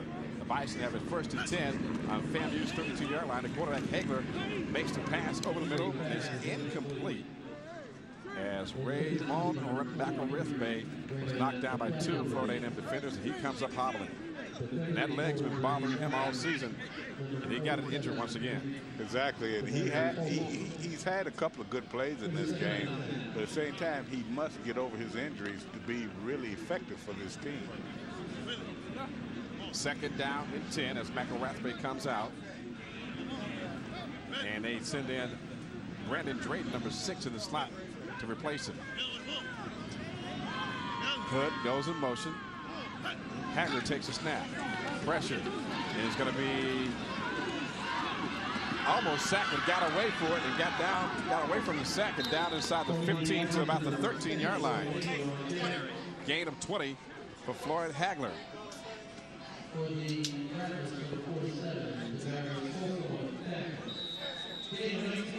Nice play here. As you see, Hagler sets up. He could have had offside encroachment. Avoids the rush, come upfield. And what I like is when he turns it upfield, he's running with an attitude. 1st and 10, Bison at the 19-yard line, trailing 51-zip. Hagler with 3 men on the right, 2 on the left in the receiver pattern.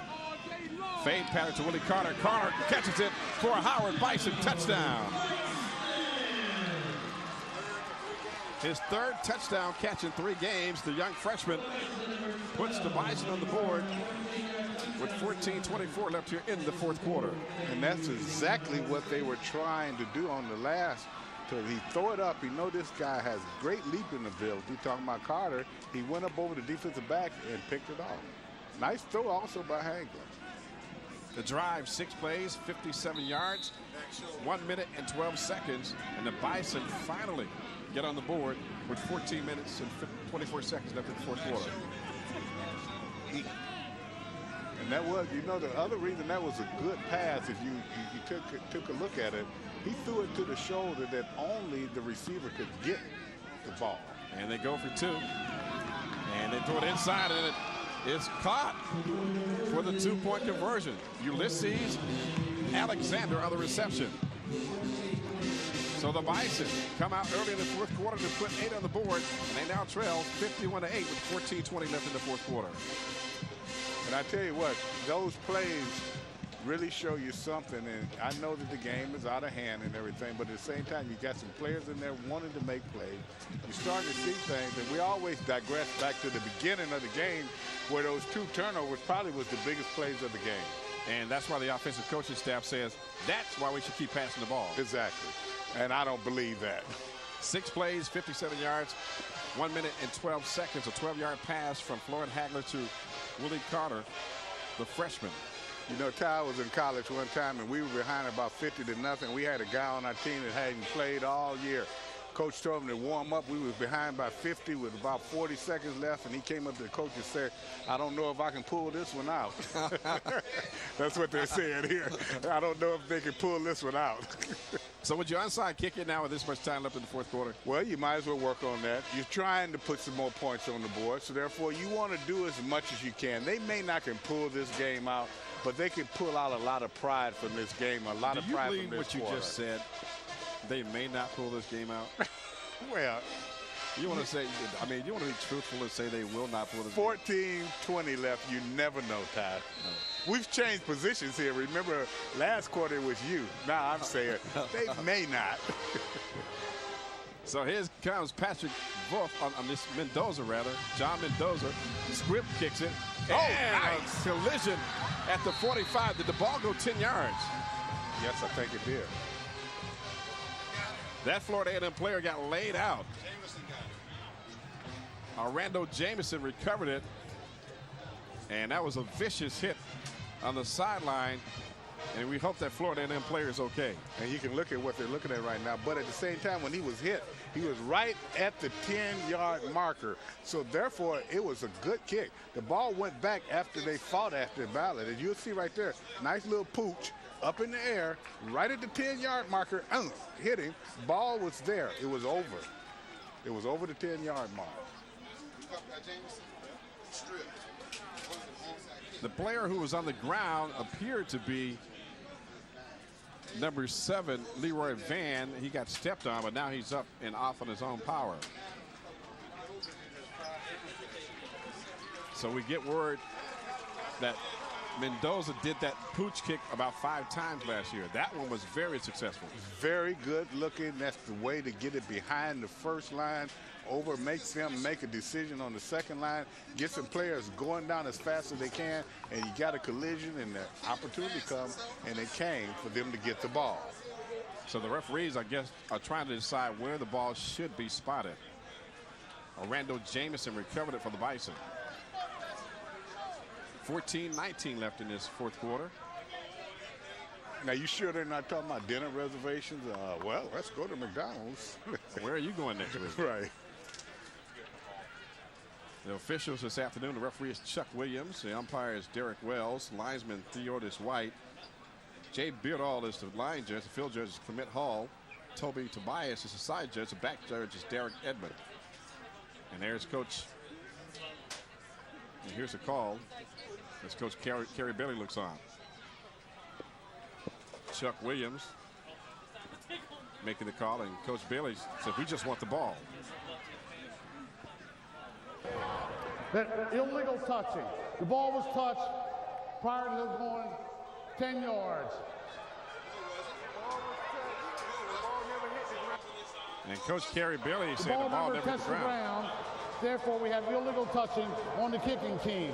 The ball goes over the floor in A&M at a spot of first touching, first down. I'm not sure if that's the correct call. No. It seemed as though the young man was trying to catch the ball, and when he was hit, that's when the ball was lodged loose. But the ball had already traveled 10 yards, so exactly. It was a live ball.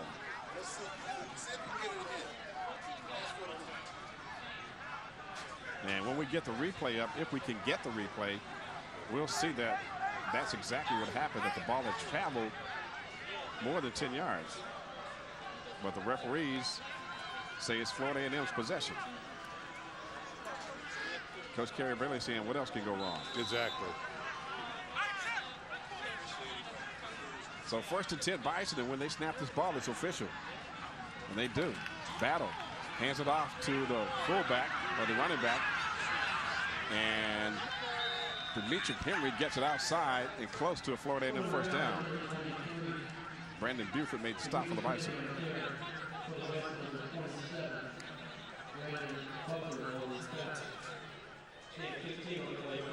Nice play here, cut it to the outside.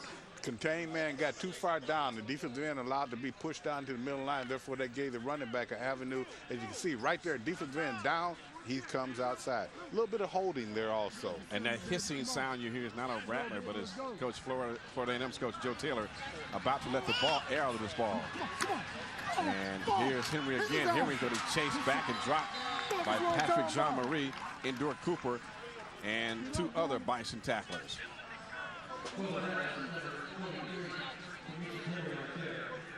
51-8, it's Howard trailing Florida A&M. 13:30 left in this ball game.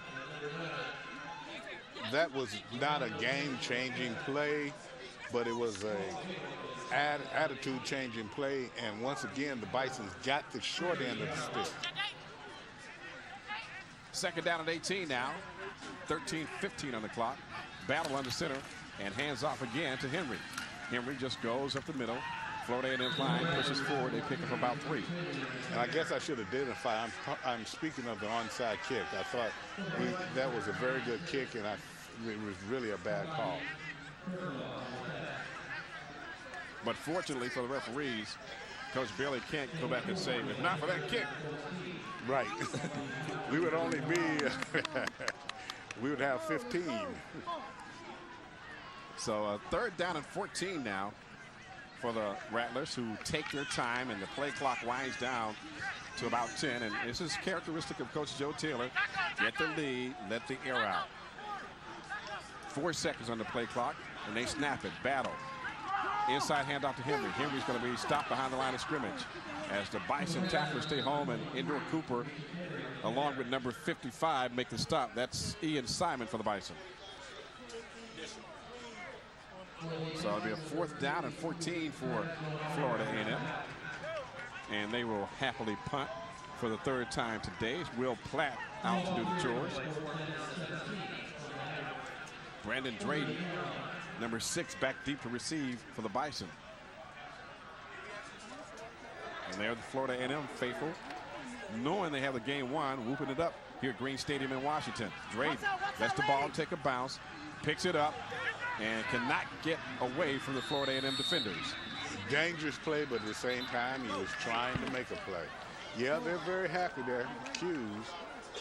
But I guess they have something to be happy about. 51-8, 11:38 left in the fourth quarter, so therefore. I guess, Tony, there's nothing like going to the opposing team's home field and stomping on them like the Rattlers are doing to the Bison right now. And also when they help you to stomp them also, and that's really, we go back to those initial two plays, and those are pivotal plays in the game, and it really changed the whole game. And now there's Joe Taylor again, which next time we will be saying he's 11-1 against Howard. Against Howard. Hagler, 1st and 10 at the 10. And here's a pass to Carter, the freshman, and he will get over the 25 to about the 27 for about a 19-yard gain. Making a 16-yard reception by Willie Carter. As you can see, nice setup. They put him back in there where he doesn't have to backpedal. He gets back there set, but he's still, to me, and if you were watching that play, the thing he's still doing is he's watching his primary receiver. He's not looking the safety off. 1st and 10, Bison at the 28. Hagler out to Jamison, or check that Hood. That has to be Hood's maybe about his 10th catch this afternoon. But that tells you something about a good passing game. You got two receivers almost with double-figure catches, and you got 8 points on the board, and the other team has 51 points on the board. So you tell me you do not need to be running that ball more than you are. It's better to look good than feel good. Yeah, those guys look good there. 2nd down and 5. Hagler passing again. Carter receiving it. Knocked down at about the 37-yard line. And Tony, you're right about a passing game. A passing game is what the fans want to see. They want to see exciting plays upfield, but sometimes it doesn't translate into points. No, and you can see that clearly today. Anytime, as I said, you have two receivers that have possibly 10 catches today, but you really haven't threatened a lot. You have on the color pass, then you threw interceptions. When you run that ball and wear the team down, and then those receivers have those types of receptions, you have something going on. Incompletion to Willie Carter that time. And again, the Bison have not run their running backs this afternoon, maybe about 5-6 times. Most of the runnings have been done by the quarterback, Floyd Hagler. And one of the reasons is because Carlos Whitaker, the starting tailback, is suspended for this game because he was ejected during last week's game against Hampton. But they do have other running backs on the roster. And that's the thing. They have other running backs, and they need to utilize those running backs. 2nd down and 10. Ball almost picked off that time as Hagler took a shot in the backfield from the Florida A&M defensive line. Number 56 that time, Gerald Stewart, making the initial hit. And the other thing that we have said over and over again, both offensive lines for FAMU have been dominant today. They have outplayed Howard's offense and defensive line. 3rd down and 10 for the Bison. Ball up to 39, 10 minutes and 33 seconds left. They're on the bottom end of a 51-8 score. Hagler calling his counts out, takes a snap, and has a ball in the flat. So that's Michael Rathbay back in the game, but he's gang tackled and knocked down at about the 38. For a loss of 1. Now that's another aspect. You see how the running game hurts your team in other ways. Here we are in the fourth quarter, 10-12 left to go, and they have 5, 6, 7 white jerseys over there around the ball because they're not tired. They have not had to play the run. Patrick Wolf back at his 25 punting. Leroy Van stands back at the Florida A&M 22. Hoping to return this punt. They've kicked away from him all afternoon. This time they kick it to him. He gets it at the 26, fumbles it, and gets down on it at about the 27. Well, that'll hurt that 45-yard average he came in with, because he had 2 that he took back, and he had a 45-yard, which is unreal, 45-yard average. And you can see he watched the ball, then he's looking to run. He looked right downfield. He wanted to see what path was open, and a lot of people would do that. And it's 9:44 left here in the fourth quarter. It's Howard trailing Florida A&M 51-8. Back with more on HBCU Sports.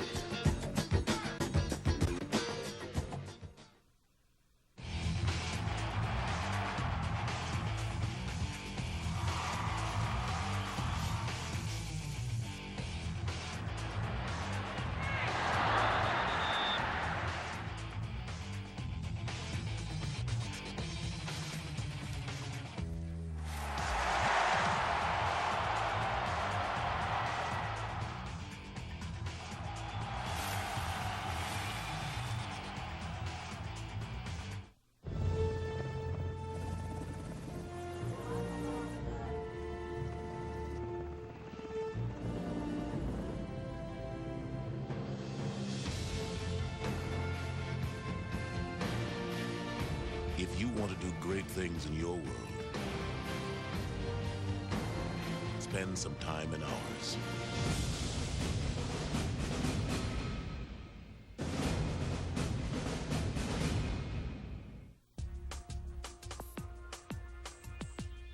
Due to time constraints, we move further ahead in the game.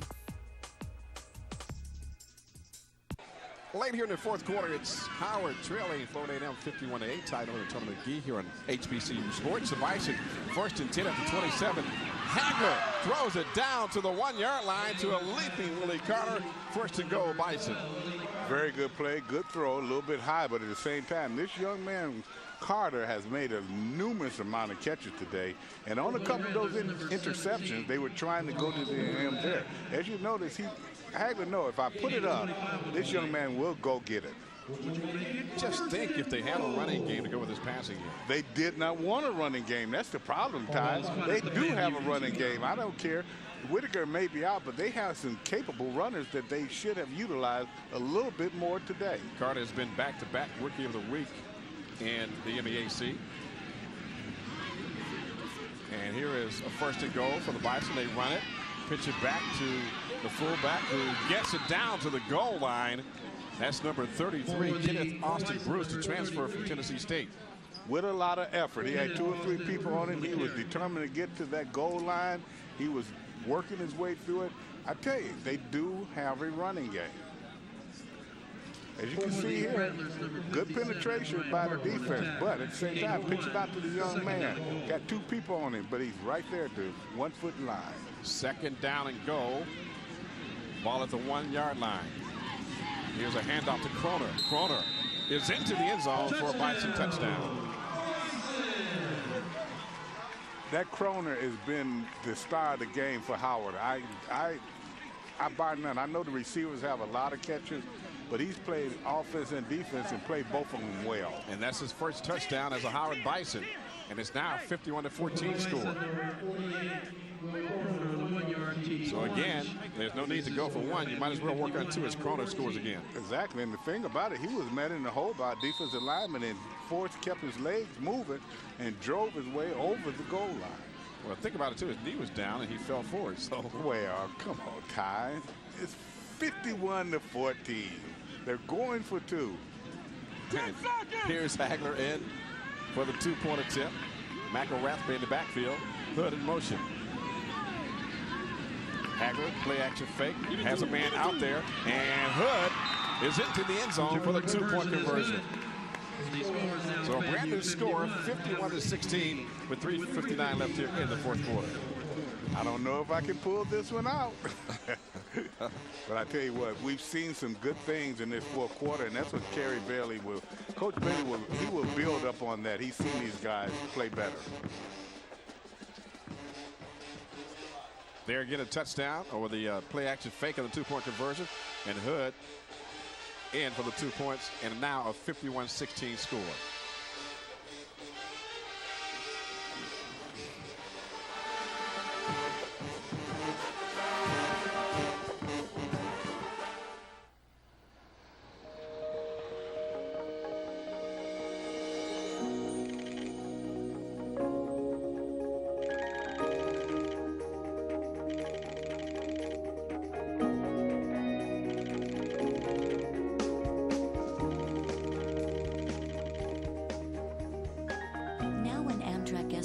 Members take 2 round trips on Acela, they get 1 free.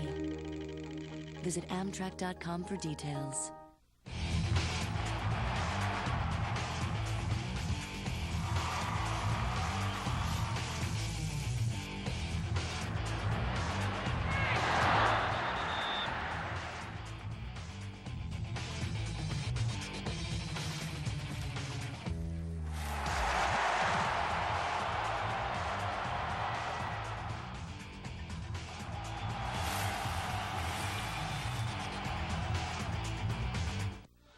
MASN presents the Mid-Atlantic Showcase of Homes. This showcase takes us to Velocity Condominium in the new Capitol Riverfront, home to the Nationals and DC's newest shopping and nightlife.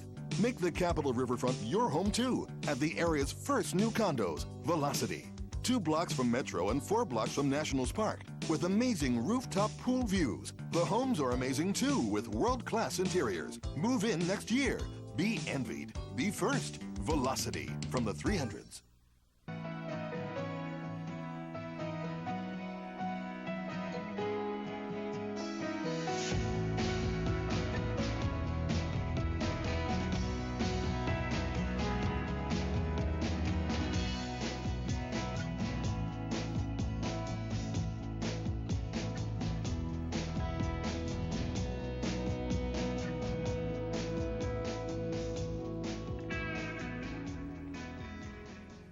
Were you there when Salazar went deep twice? It's gone, it is gone! A 2-home run game for Oscar Salazar. Were you there when Nick hit 2 as well? Back it goes, it is gone!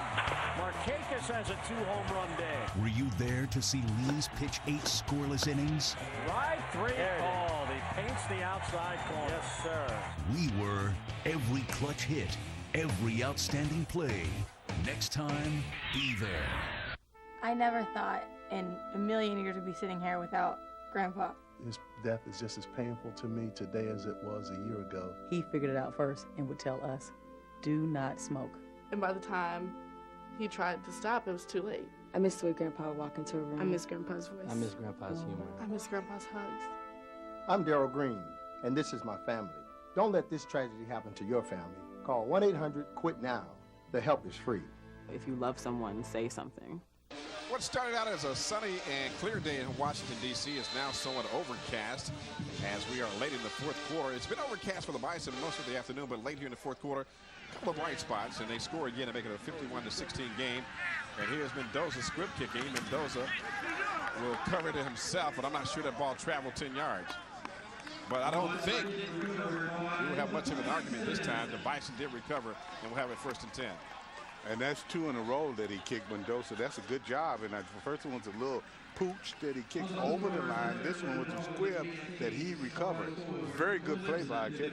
Looks like he was walking the dog that time. He kind of kicked the ball and just like ran alongside it and then recovered it himself. Yeah, he had a string on it. They pulled that string. You know, like a good dribbler can pull the string. That's what he was doing. You don't know anything about basketball either, do you? No. Were you an athlete or what? I did play football one spring semester. Got ran over and decided to become a reporter. Right. 1st and 10, Howard at their own 41 with 3:58 left in this game. They're down 51-16. Hagler pump fakes. Hagler knocked down behind the line of scrimmage. And that's big Joseph Wims on the tackle. Check that, make that number 97. Kendrick Washington for the Florida A&M Rattlers. And as I said, I'm very impressed with FAMU's defensive line and offensive line play. They played well. That young man there, we've seen him on 2 or 3 plays. We've seen Wims on 2 or 3. We've seen the offensive line make big holes. So where you look at this game and where it comes down, not the mistakes as much as the line play. 2nd down, 11 for the Bison. 3 minutes and 20 seconds left in this game. Then they cleaned them. Hagler back to pass again. Hagler pressured, throws it to Carter. Carter over the middle, makes one man miss, and is going to be pushed back down to about the 41-yard line.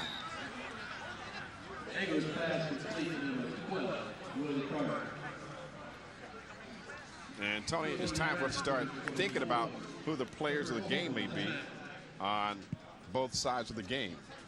Both sides of the ball, rather. Well, I got an offensive player that should be my defensive player, and that's Croner. I think he's played well. I think he's made a lot of plays, and he's come in under adverse conditions and performed well. 2nd down and 9. Hagler back to pass. Quick pass to Carter. Carter wrapped up real quick. And like you said, Tony, they are like 6 or 7 FAMU defenders every time they touch the ball, so that defense is still fresh. Yeah, they're not tired. They did not have to dig in. They did not have the guts enough. They didn't have to have the guts enough to stop a running game. When you run the ball, and I know that from being a player, you would rather see a team pass than run the ball. Because there's no run support on the defensive back's part or anything, no physical play for that part. Exactly. 4th down and 5 for the Bison as Hagler looks out there and has his man Hood, and Hood makes a reception for a 1st down to the Florida A&M 41-yard line. Gain of 14 for the Bison. Hood's had a good day. Yes, and we keep alluding to the fact that we are seeing good things now, but we digress back to the beginning of the game when they had good things and the turnovers changed the game. If you remember, they were down in the red zone on their first set of downs. 1st and 10 for the Rattlers. 1:58 left. Make it the Bison. As Hagler throws the fade pattern. Hood to make that. Ulysses Alexander is down to the 1-yard line. Alexander had it, bobbled it. The Florida A&M man looked like he had a chance for it. Then Alexander got it back for a gain of 39 yards. Ulysses Alexander.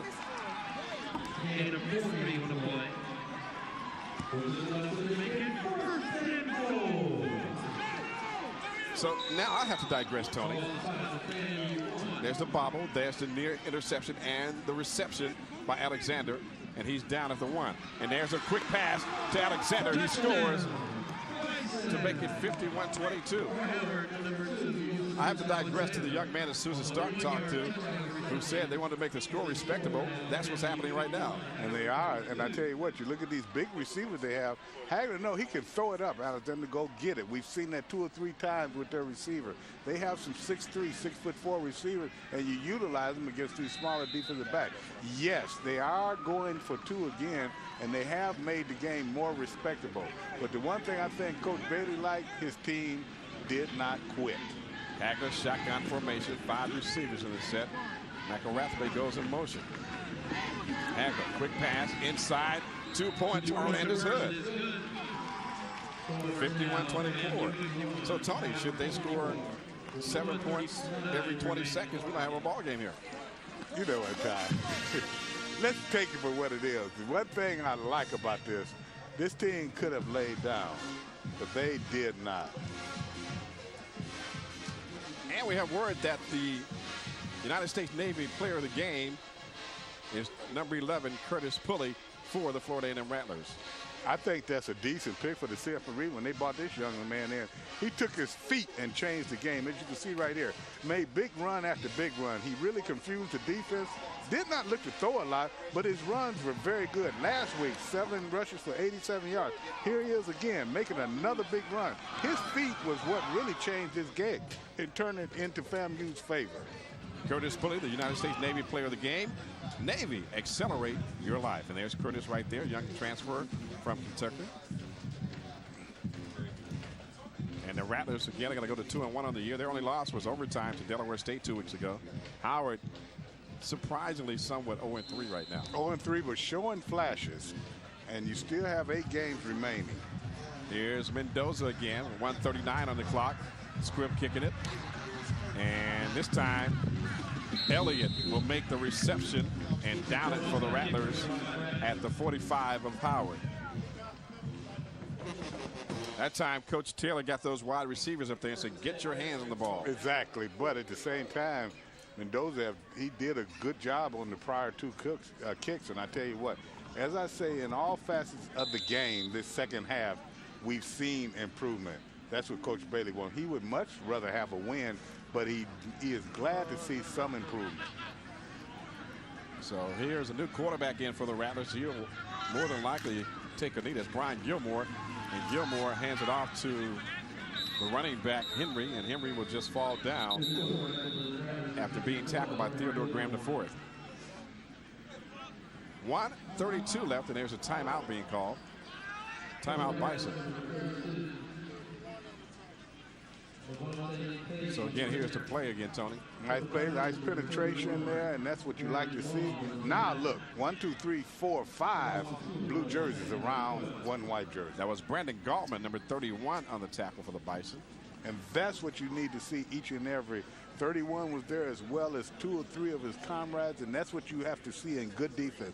You don't really see a good defense where you have one guy always making a tackle. You need the gang tackle. Now, we know the Bison have a lot to work on, but if you're Florida A&M and Coach Joe Taylor, what do you need to work on? Because you look at a 51-24 score, you know, no doubt you did the job here, but what can he pull out and say, look, you got to do this better, team? Realistically, as we said, we go back to those turnovers, and that really, he has to look at that they were driving when they did get those turnovers. So they weren't stopping the Bison. They have not played the perfect game. And here's a running back. Running play to Henry. And Henry again will get a couple of yards before he's being tackled.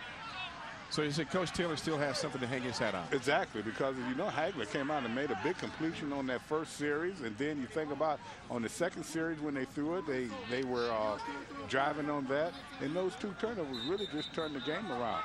And if you look at it, if it were not for our player of the game and he coming in running, this could still be a close game. And the Bison call another timeout. There's Coach Kerry Bailey.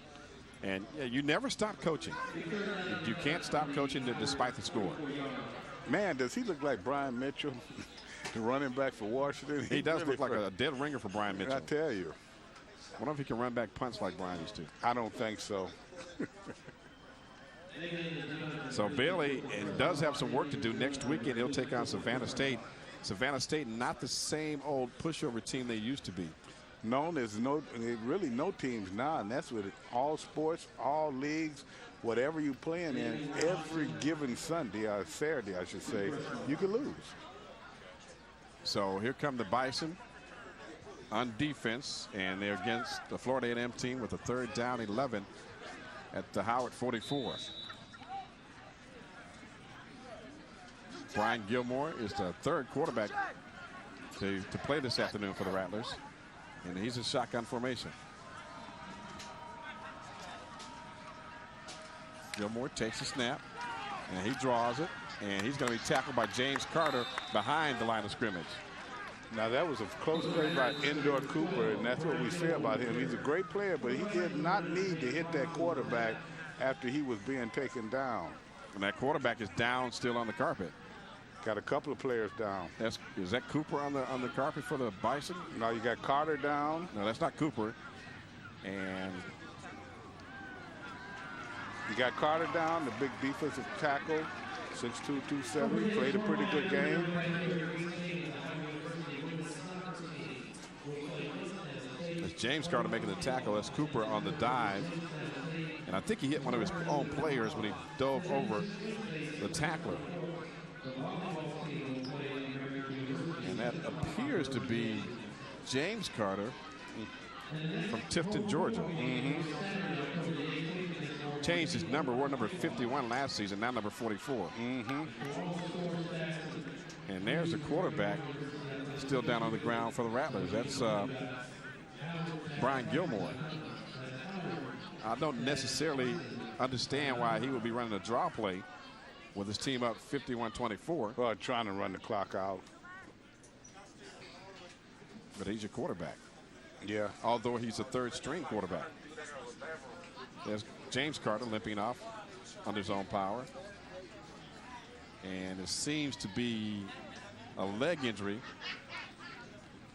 They can ill afford to lose that young man. He's played a very consistent game. No, he has not got the pass rush he thought we needed, but he's been in there. He's made some plays. Matter of fact, he's made more plays than a couple other defensive linemen. And last year, as you know, when he came on and until injuries stopped him, he was a pretty good player. They are still attending to Brian Gilmore, the backup quarterback for the Florida A&M Rattlers. Now they're lifting him up, and he's going to be able to get off the field on his own power somewhat. Actually, it's a big offensive lineman. That's not Gilmore. That's a huge offensive lineman, number 76, Dwayne Lanier.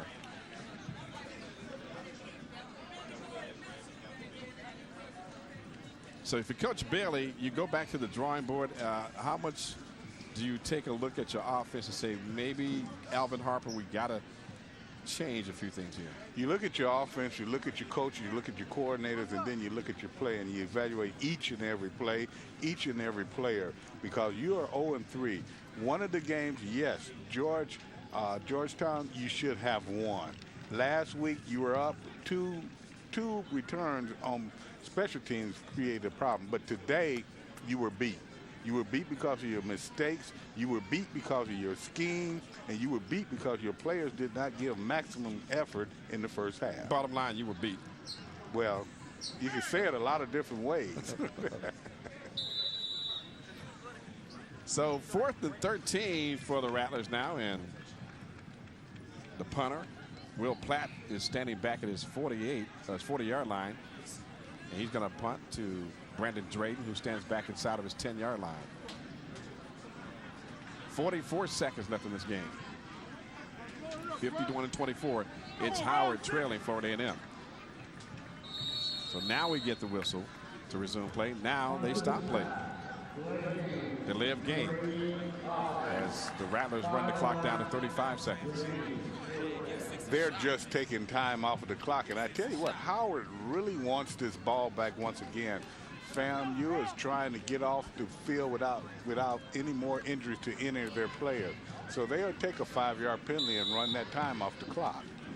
So Platt now stands back at his 35. And Drayden moves up to his 15.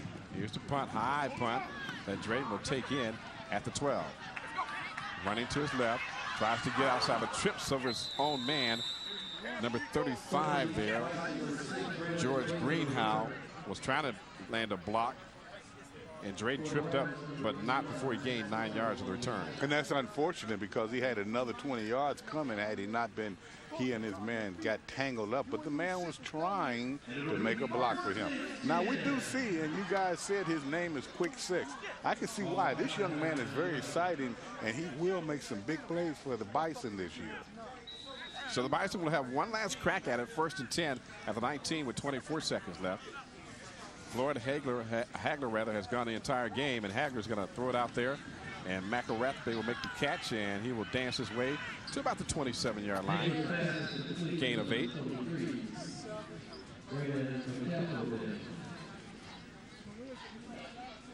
Actually, he picked up more for a first down, so he moved the sticks again for the Bison. And that stopped the clock for a second or so. 10 seconds left. Again, McElrathbey on the reception. And this will be the last play of the game for all intents and purposes. Unless they stop it, well, the Bison look as if they called a timeout. Did they have a timeout left? Well, Alvin Harper, the offensive coordinator, was signaling timeout. And I don't know, in one respect, you could say he wanted to prolong the misery. Ty, that is an ex-Dallas Cowboy player you're referring to. A current Bison coach. We can't have that, Ty. I was just trying to give you the other side of the story. No, yes, you can run it out, but you could also prolong the misery. But it really have not been that miserable this second half because it was signs of progress. I still think coming out without looking to run the ball early was a major problem. Now, is Florida A&M one of the better teams? I mean, I know they're not in the top 10 in black college football right now, and they take on Tennessee State. They lost in overtime to Delaware State 2 weeks ago. They beat Alabama State to kick off the season pretty handily. So could this be the makings of a very good team for Joe Taylor? I think it can, and for the simple reason, as I said, Reuben Carter built this team from scratch, and this team was showing marked improvement when they fired him. Now you bring in, but they did not have the cohesiveness. You bring in a Joe Taylor who have proven and knows how to win, is the kind of coach who will come in and, as I said, give them that glue. Last play of the game is going to be a sack as Kendrick Washington gets his second sack today. And we want to remind you, as Howard goes down 51-24, that homecoming versus Morgan State will be October 18th here at Green Stadium. So be here with us on HBCU Sports. We're going to take a timeout and come back to wrap things up right after this.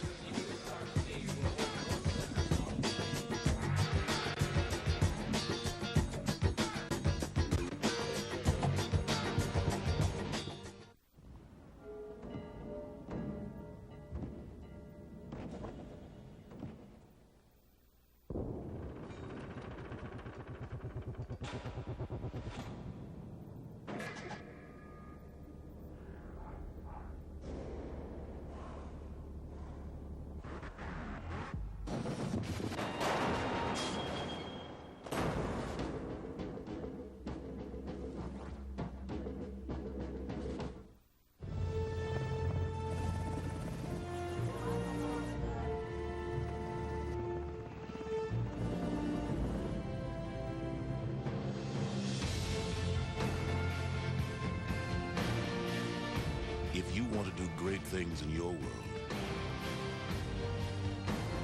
spend some time in ours.